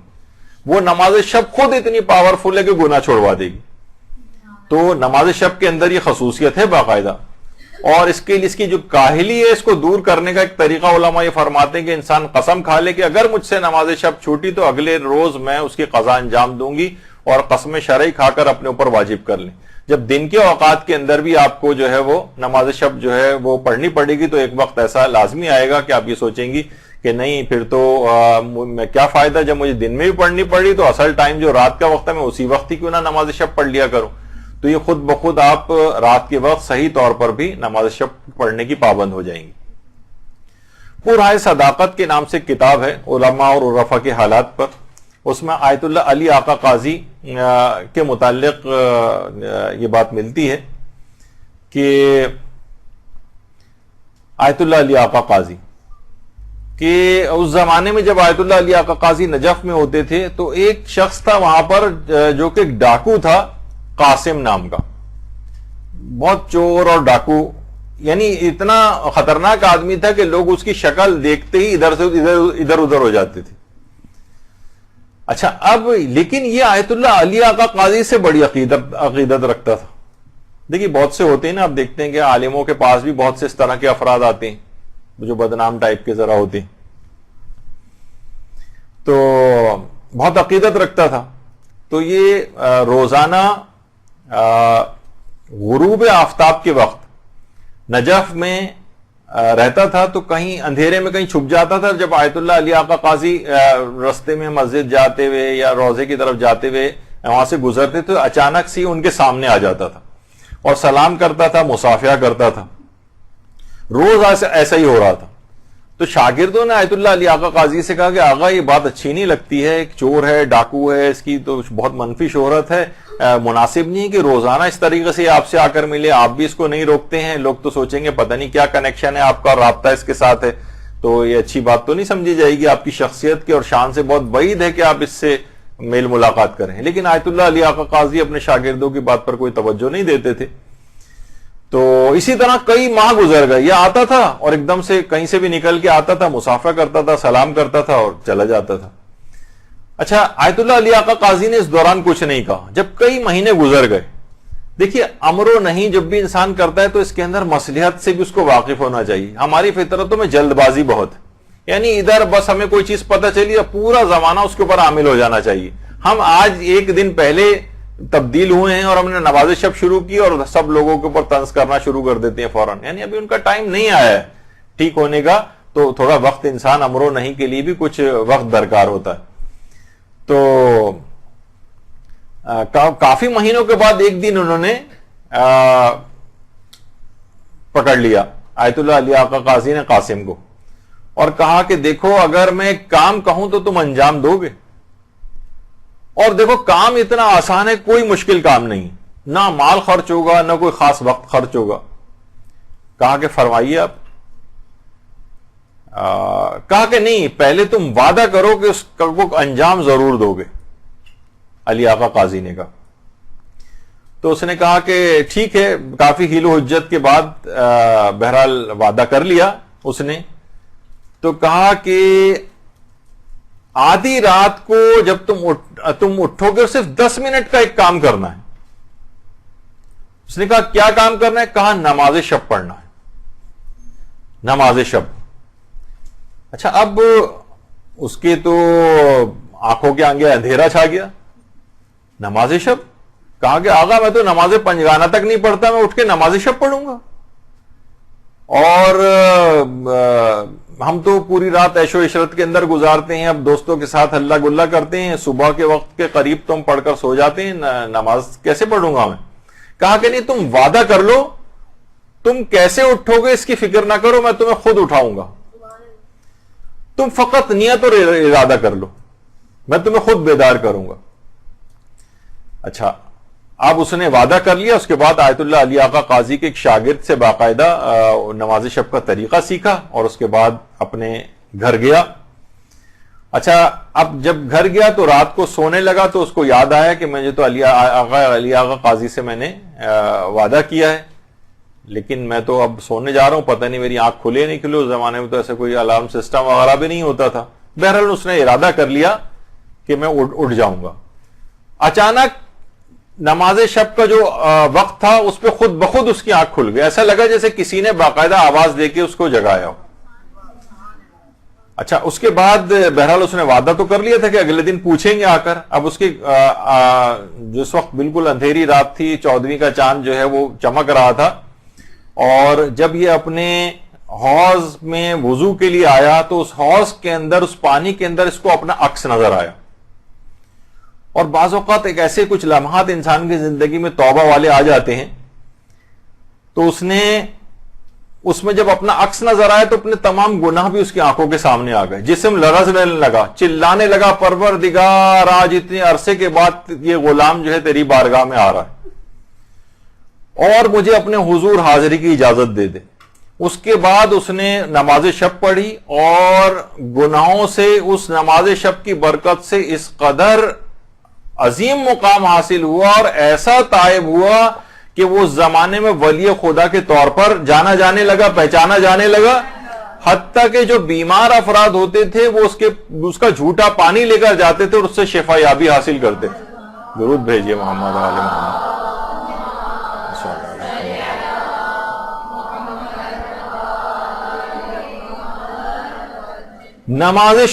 نماز شب نے اس قدر اس شخص سے، جب بھی آیت اللہ علی آقا قاضی فرماتے تھے کہ اگر کوئی شخص دنیا چاہتا ہے تو بھی نماز شب پڑھے، اور آخرت چاہتا ہے تو بھی نماز شب پڑھے، دنیا اور آخرت کی ہر خیر جمع ہے۔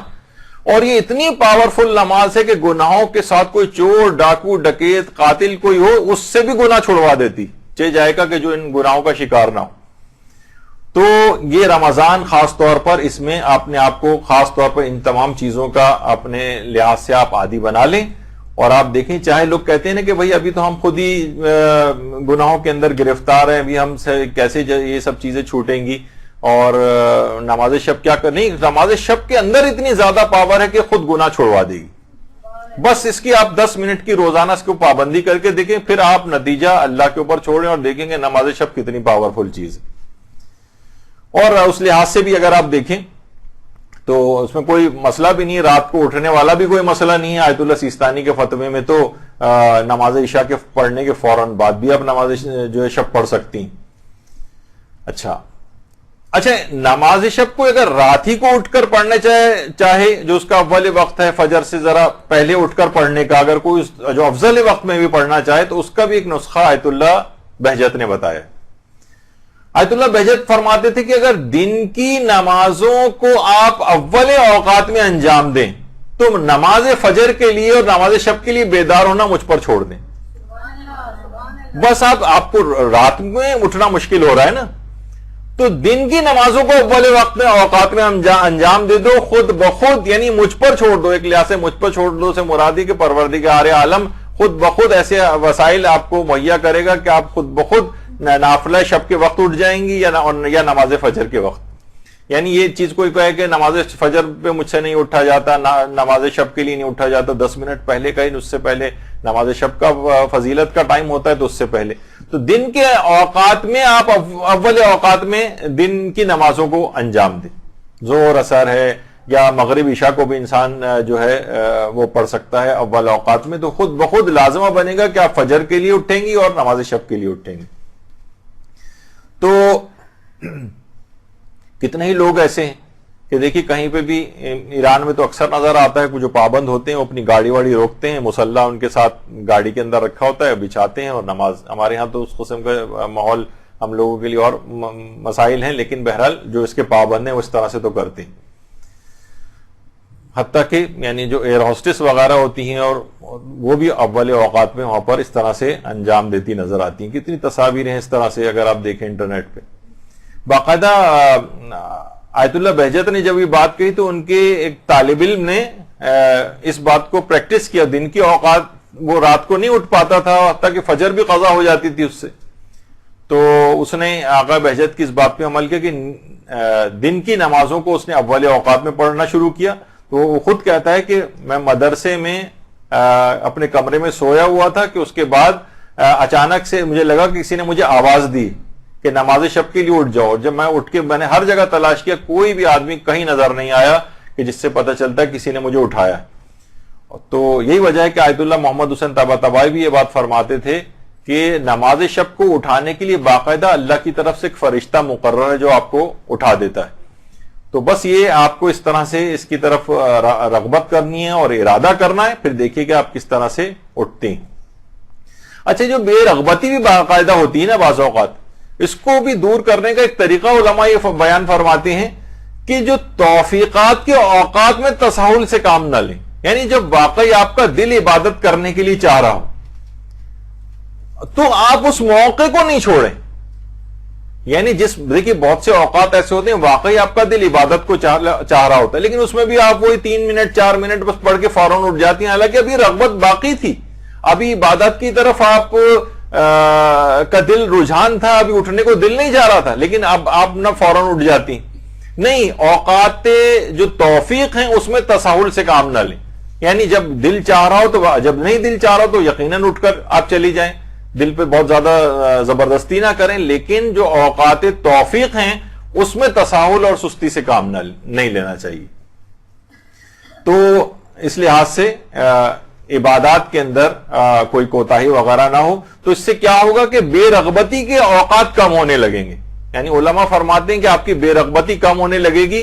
جب آپ اوقات رغبت کو صحیح استعمال کریں گی تو بے رغبتی کے اوقات کم ہونے لگیں گے. تو یہ ایک خصوصیت کے ساتھ ہے. یہی وجہ ہے کہ آیت اللہ علی آقا قاضی وہ ایک جملہ جو ہے وہ کہتے تھے، اور یہ جب سے میں نے جملہ پڑھا تھا مجھے خود اپنی نمازوں کے درمیان میں یہ چیز یاد آتی. یعنی وہ کہتے تھے کہ دیکھو اپنی نمازوں کے ساتھ بازاری مت کرو. بازاری یعنی کھلواڑا مت کرو. یعنی بہت اہمیت والی چیزیں نماز میں ہوتا ہے نا کہ بس جلد بازی میں بعض اوقات ہوتا ہے کہ بس جلد سے جلد نماز ختم کر دی جائے. فوراً دماغ میں لے کر آئے آیت اللہ علی آقا قاضی کی بات کہ کھلواڑا مت کرو، اس کے ساتھ گیمز مت کھیلو. یہ بہت تم خدا کی بارگاہ میں کھڑے ہو، کوئی معمولی چیز نہیں تھی کہ ہر وقت تم بس نکل بھاگنے کی اور رسی تو اڑا کے بھاگنے کی فکر میں رہتے ہو. یہ ایک لحاظ سے نمازوں کا استخفاف ہے. یہ نمازوں کی یعنی اہمیت تم اپنی نگاہ میں جو ہے تم نے کم کر رکھی. تو جس وقت بھی اول اوقات میں انسان کو چاہیے کہ وہ خشوع و خضوع اور آداب کے ساتھ نمازوں کو پڑھے. اور خاص طور پہ کہتے تھے کہ تسبیح حضرت زہرا نماز کے بعد یہ خاص طور پہ پڑھی جائے. اللہم صلی علی محمد و آل محمد. اور تیسری چیز ایک اور خاص خصوصیت کے ساتھ بتاتے تھے، ابھی بھی تمام علماء سے آپ پوچھیں کہ افضل ترین تعقیبات میں سے تسبیح حضرت زہرا ہے.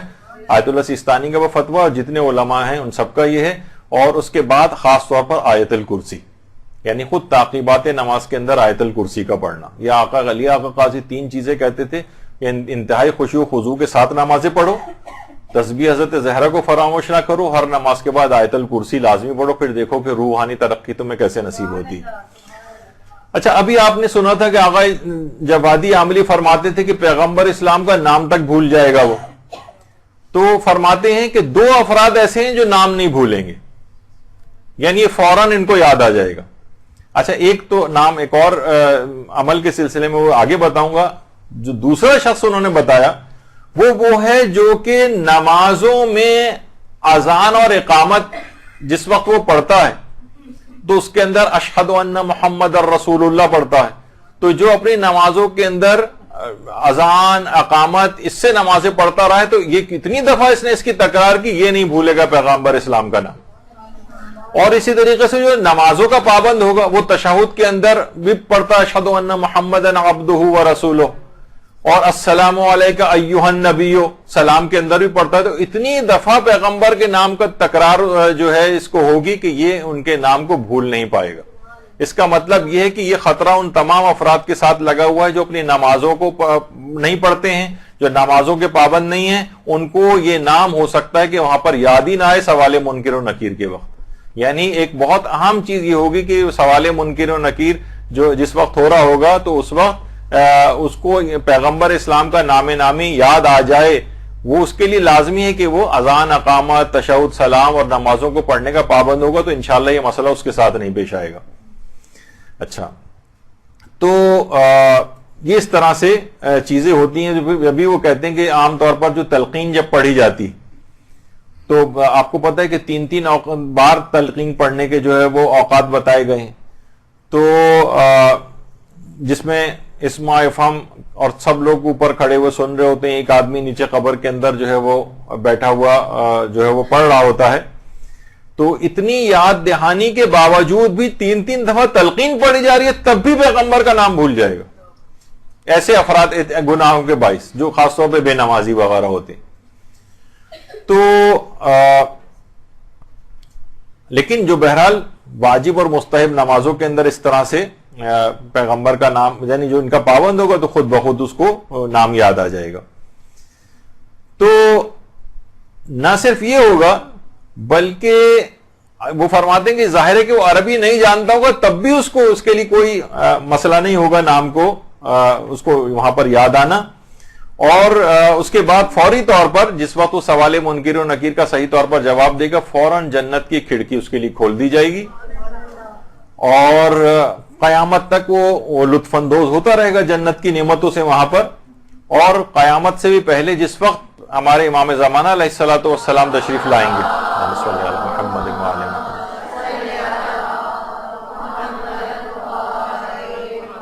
تو باقاعدہ ملتا ہے کہ ان کے ظہور کے بعد مومنین ایک دوسرے سے اپنی قبور میں ملاقاتوں کے لیے جائیں گے، اپنے دیگر مومنین کے قبور میں، اور فرشتے آئیں گے اور یہ آپشن پیش کریں گے کہ تمہارے زمانے کے امام نے ظہور کیا، اگر تم چاہو تو ان کی نصرت کے لیے ہمارے ساتھ چل سکتے ہو.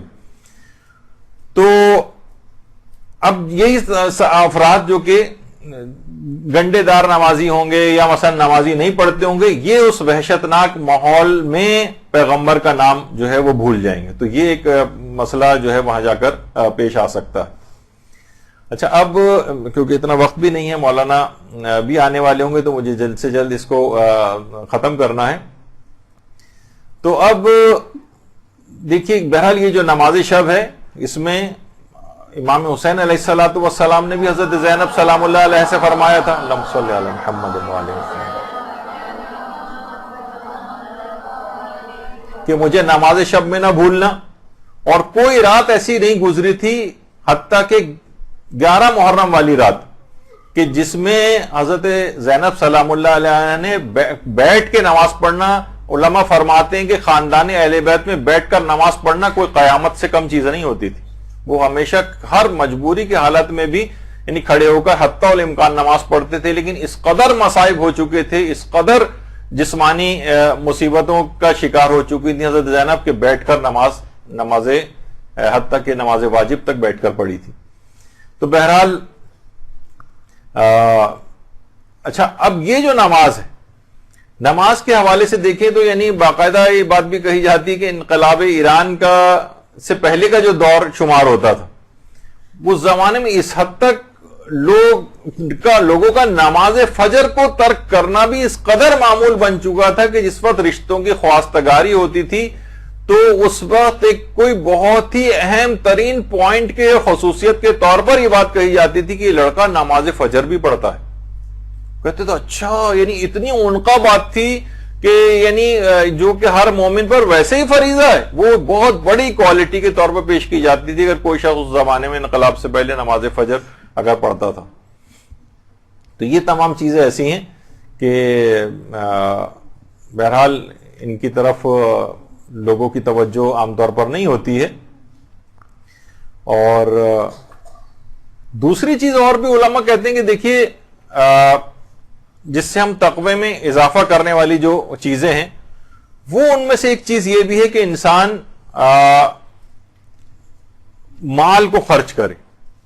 دیکھیے بہت میں نے ایک جگہ کہیں پڑھا تھا، کسی جگہ کسی مسجد کا ایک اشتہار تھا، اس میں نوجوانوں کو رغبت دلانے کے لیے کچھ انسینٹیوز وغیرہ تھے کہ جو اتنے دن مثلا بچہ جو ہے وہ 40 دن تک نماز فجر آ کر پڑھے گا، اسے سائیکل انعام میں دی جائے گی. لیکن میں نے اپنے اپنے لحاظ سے بہرحال لوگ جو ہے وہ کوشش کرتے ہیں انسینٹیوز دیے جائیں، کچھ مال کو خرچ کیے جائیں. میں نے وہ کہا کہ اس سے پہلے کہ لوگ برگروں میں اور پتہ نہیں کس کس چیز میں بے تحاشا پیسہ خرچ کرتے ہیں، لیکن کیا ہے کہ جب دین کے لحاظ سے کوئی بات آتی ہے اس کے اندر جو ہے نا فوراً کنجوسی اور جو ہے نا پیسوں کی قلت یاد آنے لگتی ہے. تو بچوں کے لحاظ سے بھی یہ بات ہے، اس لحاظ سے یعنی مال کو خرچ کرنا چاہیے. دیکھیے کہا جاتا ہے کہ تفسیر عیاشی لکھنے والے ہمارے ایک عالم جو گزرے ہیں، یہ پہلے غیر شیعہ تھے، بعد میں شیعہ ہوئے، اور شیعہ ہونے کے بعد اچھا باپ کی طرف سے میراث میں بہت زیادہ ان کو پیسہ بھی ملا تھا. ان کا نام تھا عیاش سمرقندی. باقاعدہ اس کے بعد انہوں نے تفسیر، اگرچہ یہ صرف ان کی تفسیری لحاظ سے شہرت زیادہ ہو گئی، لیکن یہ خود مجتہد اور فقیہ بھی تھے. تو انہوں نے بلکہ صف اول کے فقہاء میں ان کا شمار ہوتا تھا، لیکن تفسیر زیادہ مشہور ہوئی ان کی. تو اتنی زیادہ جتنی بھی دولت ان کو میراث میں ملی تھی، انہوں نے ساری کی ساری وہ کتابوں کو جمع کرنے، اس کی نقول بنوانے اور طالب علموں کے اوپر سب کی سب دولت خرچ کر دی تھی. اور تفسیر قرآن کے لحاظ سے تو کتنے زیادہ مشہور ہوئے. تو ہمارے ہاں بھی یہی ملتا ہے، ہم دیکھتے ہیں کہ بہت ہوا تو پیسہ کتنا خرچ کرتے ہیں دینی تعلیم کے اوپر. مثلا وہی 1000-1500 روپے میں چاہتے ہیں کوئی دینی طالب علم، کوئی بھی بس ہمیں بس یہ قرآن پڑھنا تھوڑا بہت اس کو آ جائے بچے کو. اور اس کے علاوہ مثلا کتنے اچھے طالب علم ہیں، کتنے ایسے علماء ہیں جو قسمہ پرسی کی زندگی گزار رہے ہیں، ان کو تھوڑا سا پیسے زیادہ دے کر ان سے استفادہ کر کے اپنے بچے کو زیادہ روحانی ترقی، ان کو زیادہ علم کی طرف لانے والے افراد، ان پہ پیسہ خرچ نہیں کریں گے. بس اس میں کتنا کہ بس 1000-1500 کے اندر کوئی آ جائے سائیکل کے اوپر پڑھانے والا، کوئی جو 10-15 منٹ پڑھا کے ان کو چلا جائے اور چند سال کے اندر جیسا تیسا بس قرآن ختم ہو جائے. تو کیا ہے کہ دین کے اوپر پیسہ خرچ نہیں کرتے، دنیا کے اوپر بے تحاشا پیسہ خرچ ہوتا ہے. کسی دین کے کام میں جب ہوتا ہے تو ان کو اگر کہیں کہ جناب 5000 روپے قرآن پڑھانے کے لیے، کتنے لوگ ہیں جو بیچارے اسکائپ وغیرہ پہ دینی طالب علم پڑھا رہے ہوتے ہیں، پورا مہینہ بھی پڑھاتے ہیں، اور خاص طور پر باہر رہنے والے افراد جو ہیں کہتے ہیں نہیں ہم تو $15 سے زیادہ آپ کو نہیں دے سکتے، ہم تو $10 سے زیادہ آپ کو نہیں دے سکتے ایک مہینے میں. اور کتنا پیسہ وہاں پر اس لحاظ سے خرچ ہو رہا ہوتا ہے، لیکن ساری کنجوسی اور کفایت شاری وہ دین کے اس میں نظر آتی. نتیجہ یہ ہوتا ہے کہ اس کا بھی انٹرسٹ لوز ہو جاتا ہے. ظاہر ہے پیٹ ہر ایک کے ساتھ لگا ہوا ہے، وہ غریب لوگ ہوتے ہیں اور نہیں چل پاتا، تو ان کا بچہ زیادہ تر جاہل ہی اسی طرح سے رہ جاتا ہے، وہ بات آگے نہیں بڑھ پاتی. تو بہرحال مال کو خرچ کرنا اس لحاظ سے، یہ جو وقت ضائع ہو رہا ہے ہمارے بچوں کا، ان کا بچپن ختم ہوا چلا جا رہا ہے ان موبائل فون. ٹھیک ہے بہت سی چیزیں دیکھیں ٹیکنالوجی کی ایسی ہیں کہ وہ اگلی جائے نہ نگلی جائے والا معاملہ ہوتا ہے، لیکن کیا ہے کہ وہ اب رمضان کی بھی ہے نا وہ جو دعا ہے، آپ دیکھیے گا اللہم فک کل اسیر، تمام اسیروں کو رہائی عطا فرما. تو یہ جو اسیر بنے ہوئے ہیں موبائل فونوں، ہر شخص کے ہاتھ میں ہر وقت یہ ہے کہ ہر وقت چلیں کسی کنسٹرکٹیو اس کے اندر استعمال ہو، لیکن ہر اس کو ابھی جو میں مثال دے رہا 30 سیکنڈ کے اندر 4 رکعتی نماز ختم کر کے کے بعد فوراً بعد گھنٹوں کے لیے یہ اٹھانا ہوتا ہے اس کے ہاتھ میں، یہ زندان کے اندر اس کو جانا ہوتا ہے. تو یہ بہرحال ایسی چیز ہے. وقت کا ضائع کرنا دینی اعتبار سے تقوی کا حصول وقت ضائع کرنے کے ساتھ جو ہے یہ ممکن نہیں. آیت اللہ خوئی کے متعلق بھی بات ملتی ہے. آیت اللہ خوئی جوانی ہی کے دور میں، یا آیت اللہ خوئی کی جوانی کی تصویر، یعنی اس حد تک اپنے وقت کو قابو کرتے تھے کہ کبھی جوانی کے دور میں گھر میں کھانا سالن پکنے میں دیر ہوتی تھی تو روٹی کا ایک ٹکڑا جیب میں ڈال کر اور درس دینے کے لیے روانہ ہو جاتے تھے کہ میں رستے میں کسی جگہ بیٹھ کے یا کہیں پہ بھی وہ روٹی کے ٹکڑا کھا کے گزارا کر لوں گا، لیکن وقت میرا جو ہے وہ ضائع نہ ہو. اور یہاں تک کہ جو جب روزانہ کوفے سے نجف بھی جو جاتے تھے تو پیدل چلنے کے جاتے کے دوران دیکھا جائے تو بھی پیدل چلتے ہوئے جا رہے ہیں، اس میں کوئی آدمی کہاں مطالعہ کر سکتا ہے. تو اس وقت یہ جتنے بھی سورہ ہے قرآنی ہوتے تھے یا کوئی قرآن کے پاس ہوتا تھا اس کو حفظ کرتے ہوئے جاتے تھے. یہاں تک کہ آیت اللہ خوئی نے 70 سال کی عمر میں تقریباً قرآن بھی پورا حفظ کر لیا تھا. درود بھیجیے وہاں.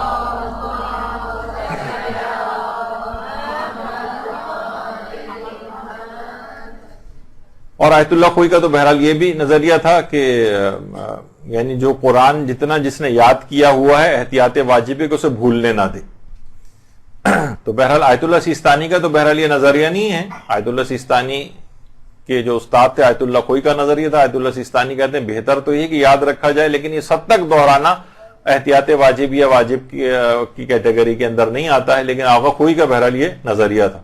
اور اس حد تک قرآن آغا خوئی جو ہے اتنی تمام مصروفیات کے باوجود بھی قرآن سے اتنا ارتباط تھا کہ باقاعدہ اس زمانے میں محمود خلیل حصیری جو کہ مصر کے بہترین آج بھی یوٹیوب کے اوپر ان کی، اور ان کا بہت سادہ طریقہ تھا قرات قرآن کا، آج بھی آپ سن سکتی ہیں اس کے اوپر. تو آقا خوئی ان کی قرات قرآن بہت زیادہ سنا کرتے تھے، اور باقاعدہ انہوں نے خط لکھا تھا، اور محمود خلیل حصیری جیسا ماہر ترین قاری قرآن اس کی غلطیاں ایک دفعہ خط میں نکال کر بھجوائی تھیں. تو محمود خلیل نے پھر جوابی طور پر ایک خط لکھا تھا اور اعتراف کیا تھا کہ واقعی آپ نے صحیح غلطیوں کی میری نشاندہی کی ہے، بلکہ پھر اس کے بعد ان غلطیوں کی آقا خوئی نے جو اصلاح کی تھی اس کو تسلیم کیا اور اپنی غلطیوں کی اصلاح کی. تو وقت بالکل بھی ضائع نہیں کرتے تھے آقا خوئی. میں نے کہا نا کہ چلتے پھرتے بھی تلاوت قرآن کرتے تھے، اور یہی بات آقا بہجت فرماتے ہیں شیخ علی زاہد قمی. شیخ علی زاہد قمی یہ بہت ہی حتیٰ کہ بڑے بڑے عرفاء ان کی نماز جماعت میں آ کر شریک ہوتے تھے. یہ بھی اگر کسی دوست سے ملاقات کے لیے جاتے تھے اور کبھی انتظار کرنا پڑتا تھا تو وقت ضائع نہیں کرتے تھے، نماز مستحبی شروع کر دیتے تھے. حتیٰ کہ نماز جماعت پڑھنے کے لیے مسجد کی طرف جا رہے ہیں تو نماز آپ کو پتہ ہے کہ مستحبی نماز چلتے پھرتے بھی ہو جاتی ہے، اس وقت کو بھی کیوں ضائع کریں؟ چلتے پھرتے بھی نماز مستحبی پڑھتے ہوئے مسجد کی طرف رواں دواں ہوتے تھے. کسی جگہ حتیٰ کہ مجلس میں جاتے تھے، کسی تقریب میں جاتے تھے، وہاں اگر کچھ وقت بچتا تھا کہ ابھی مثلا مجلس شروع ہونے میں کچھ وقت ہے، کونے میں جاتے تھے اور نماز مستحبی پڑھنا شروع کرتے تھے. کیوں اپنے وقت کو ضائع کریں؟ تو یہ تمام علماء کے اتنے گزرنے کے بعد 100 150 سال گزرنے کے بعد بھی آج ہم بیٹھ کے ان کا تذکرہ کر رہے ہیں، وہ صرف اسی وجہ سے کر رہے ہیں کہ ان لوگوں نے ان تمام چیزوں کو حاصل کیا. ہم بھی چاہیں، اگر کبھی بعض اوقات لوگ واک کر رہے ہوتے ہیں، واک کر رہے ہیں مثلا آدھے گھنٹے کی واک کر رہے ہیں، اس کے دوران وہ نماز جعفر تیار پڑھ سکتے ہیں. اشارے کے ساتھ رکوع سجدہ کریں، اور بہت معمولی سر کے اشارے سے کسی کو پتہ بھی نہیں چلے گا. نماز شب تک آپ جو ہے چلتے پھرتے پڑھ سکتی ہیں، واک کے درمیان پڑھ سکتی ہیں. کوئی شخص حتیٰ کہ یعنی آپ کو پتہ ہے کہ اس کے اندر اس طرح کی جو شرطیں نہیں ہوتی، تو اپنے وقت کو بالکل بھی انسان ضائع نہ کرے. یہی وجہ ہے کہ آقا محسن قراتی بعض احباب بتاتے ہیں کہ انہوں نے اتنے ایران ٹی وی پر تقریباً کے 10,000 گھنٹے کے درس مکمل ہو چکے ہیں، 10,000 گھنٹے. تو یہاں تک کہ بلکہ ایک مجھے باعتبار دوست نے بات بتائی، میں نے خود کہیں پڑھی تو نہیں ہے، لیکن انہوں نے کہا ہے کہ انہوں نے باقاعدہ اس بات کا پتہ چلا ہے کہ انہوں نے اگلے 30 سال کے دروس بھی پہلے سے ریکارڈ کروا دی، اور خود کہتے ہیں جس طریقے سے سگھڑ مائیں جو ہوتی ہیں وہ اگلے کچھ دنوں میں اگر کوئی مصروفیت ہوتی ہے تو پہلے سے کچھ کھانے بنا کے فریز کر دیتی ہیں. تو میں بھی اسی طریقے کا کام کر رہا ہوں کہ پہلے سے جو ظاہر ہے کہ ٹی وی کے اوپر بھی تو روزانہ ایک ایک درس آئے گا، کچھ ہوگا، تو انہوں نے اگلے 30 سال کے دروس پہلے سے ریکارڈ کرا کر رکھ دی، فریز کروا دی ہیں کہ یہ اگر میں مر بھی جاؤں تو میرے مرنے کے بعد بھی سلسلہ اس طرح سے چلتا رہا. اللہم صلی علی محمد.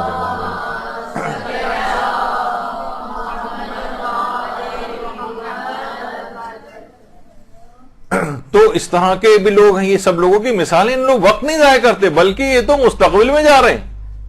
یہ تو چھوڑی کہ حال کو ضائع کرنا، انہوں نے تو مستقبل کو کیپچر کر لیا ہے کہ اگر خدا نہ خواستہ ہر شخص کے ساتھ یہ کہ دنیا سے جانا ہے تو آگے کے اگلے 30 سال تک پتہ بھی نہیں چلے گا کہ انتقال کر کے، اور ویسے درس ان کے چلتے رہیں گے. تو بہرحال یہ تمام دیکھیے چیزیں ایسی ہیں کہ یہ اس میں انسان محنت اور کوشش کرنا پڑتی ہے، مقامات اس طرح سے حاصل نہیں ہوتے ہیں. اور وقت کو اس لحاظ سے یہ بھی اس حد تک ضائع نہ کرنے کے متعلق مشہور ہیں کہ ایک دفعہ کسی ٹریفک میں ایک دفعہ پھنس گئے تھے، اور درس کے لیے جب وہاں گئے تو کئی گھنٹے وہاں پہ بھی ٹریفک جیم ہو جاتا ہے. تو دیر سے پہنچے، یہاں تک کہ لوگ انتظار کر کے چلے گئے، مشکل سے 5-7 افراد رہ گئے. انہوں نے ان کو لیا اور لان میں گئے، کہا ہم اس وقت کو بھی کیوں ضائع کریں، 5 افراد ہیں تو کوئی بات نہیں، ہم درس تو جو ذمہ داری تھی وہ ہم ویسی پوری کریں گے. 5 افراد کو بیٹھ کے وہی 1-1.5 گھنٹے کا درس دیا انہوں نے بیٹھ کے لان میں. کوئی کرسیاں بھی اٹھا لی گئی تھی تو لان میں گھاس کے اوپر بیٹھ کے درس دے دیا. اور جس جگہ، اور یہ خود یہ نہیں کہ چل کے جائیں، حتیٰ کہ جو جنگی کشتیاں ہوتی ہیں اور وہ ایران میں وہاں ان فوجیوں کو دینے وہاں تک پہنچ جاتے ہیں درس دینے کے لیے. تو یہ نہیں کہ یعنی بعض مبلغین کو تو کہا جاتا ہے ورنہ تو کنویں کے پاس چل کے آنا پڑتا. احمد جواد عملی فرماتے تھے کہ مبلغین وہ کنواں ہیں جو خود چل کے لوگوں کے پاس اس کو جانا چاہیے. تو بہرحال اس طرح سے. اور یہی بات ان کے متعلق بھی کہی جاتی ہے آیت اللہ نائینی کے متعلق. آیت اللہ نائینی کتنی نابغہ روزگار شخصیت تھے. اچھا یہ بھی جس وقت درس دینے کے لیے جاتے تھے تو اس حد تک اذکار اور دعائیں اور تلاوت قرآن کے اس قدر عادی تھے کہ کہا جاتا ہے کسی بھی مجتہد کا درس کا جو مقدمہ اتنا طویل نہیں ہوتا تھا جتنا کہ آیت اللہ نائینی کا ہوتا تھا. کیونکہ کہتے ہیں کہ وہاں بیٹھتے تھے آ کر اور اس کے بعد آ کر یہ ان کے شاگرد بھی پتہ نہیں چلا پاتے تھے کہ یہ کیا پڑھتے ہیں، لیکن ان کے کچھ شاگرد کہتے تھے کہ ہمیں اندازہ ہوتا ہے کہ شاید یہ درس دینے سے پہلے پوری سورہ یاسین پڑھتے ہیں، پوری سورہ یاسین. تو آیت اللہ نائینی اور بالکل ایسا لگتا تھا جیسے کسی کو اس دوران درس کے دوران پہچان بھی نہیں رہے ہوں، کسی کو ادھر ادھر بھی نہیں دیکھتے تھے، اور اتنے انہماک کے ساتھ اس کو جو ہے وہ ختم کیا کرتے تھے. اور علماء فرماتے ہیں کہ شاید کہ یہ سورہ یاسین کی تلاوت کرتے تھے. تو یہی وجہ ہے کہ آیت اللہ بہجت کہتے تھے کہ بعض اوقات درس کا مقدمہ جو ہے وہ درس سے زیادہ طویل ہو جاتا تھا. اور اس کی مثال بڑی اچھی دیتے تھے کہ جس طریقے سے حضرت مسلم ابن عقیل کی جو اذن دخول ہے اور حضرت عباس علمدار علیہ السلام کا جو اذن دخول ہے وہ خود ان کی زیارت سے بھی زیادہ طویل ہے. تو کہہ رہے ہیں بس ان کا بھی تقریباً ایسے ہی حساب کتاب تھا کہ ان کے درس سے زیادہ ان کے درس کا جو مقدمہ جو ہے وہ طویل ہوتا تھا. اور اس طرح سے وہاں پر آیت اللہ نائینی جو ہے وہ تلاوت قرآن جو ہے وہ کیا کرتے تھے. تو ایک چیز اور بس اس میں بات ہم ختم کرتے ہیں کہ ذکر خدا سے کوشش یہ کریں کہ ذکر خدا سے مستقل آپ کی زبان معطر رہے. اور اس رمضان کے اندر جب بھی چوتھے امام کی سیرت میں ملتا ہے کہ باقاعدہ کہ سوائے امر بالمعروف کے اور تلاوت کے اور ذکر خدا اور تسبیح کے امام کی زبان پہ کوئی اور کلمہ آتا ہی نہیں تھا. تو اس رمضان کو خاص طور پر تقوی میں اگر اضافہ کرنا ہے تو آپ زیادہ سے زیادہ اس میں استفادہ کریں اور کوشش کریں کہ ہاتھ میں اگر ہر وقت تسبیح رہے، اور اگر کوئی شخص کاؤنٹر تسبیح بھی اپنے پاس رکھنا چاہتا ہے تو وہ بھی اس کے پاس رہے. تو جتنا بھی زیادہ اس کے لیے ممکن ہو وہ کوشش کرے کہ زبان پر مستقل ذکر خدا، جب تک ذکر خدا آتا رہے گا ہر وقت وہ پروردگار کی طرف مائل رہے گا، اور مائل رہنے کے بعد خود بخود گناہوں سے بچتا چلا جائے گا. تو اگرچہ ابھی بہت سے اس کے اندر چیزیں اور باقی تھیں، لیکن یہ کہ انشاءاللہ کیونکہ اب دوسرا جو درس ہے وہ بھی بہت اہم ہے، اور مولانا تقی مہدوی صاحب تشریف لے ہیں، وہ ان کا درس ہوگا. تو انشاءاللہ اس کے بعد اگلی ہماری جو اس کے بعد جو رمضان کی جو کلاس آئے گی وہ پوری 2 گھنٹے کی مکمل مسائل فقہ کی ایک پورا ریوائز کریں گے ہم بہت تیز رفتاری کے ساتھ، کیونکہ رمضان کے مسائل تو وہی ہوتے ہیں، بس تیز رفتاری کے ساتھ تاکہ آپ کے سامنے ایک ریویو ان کا ہو جائے. اور اس کے بعد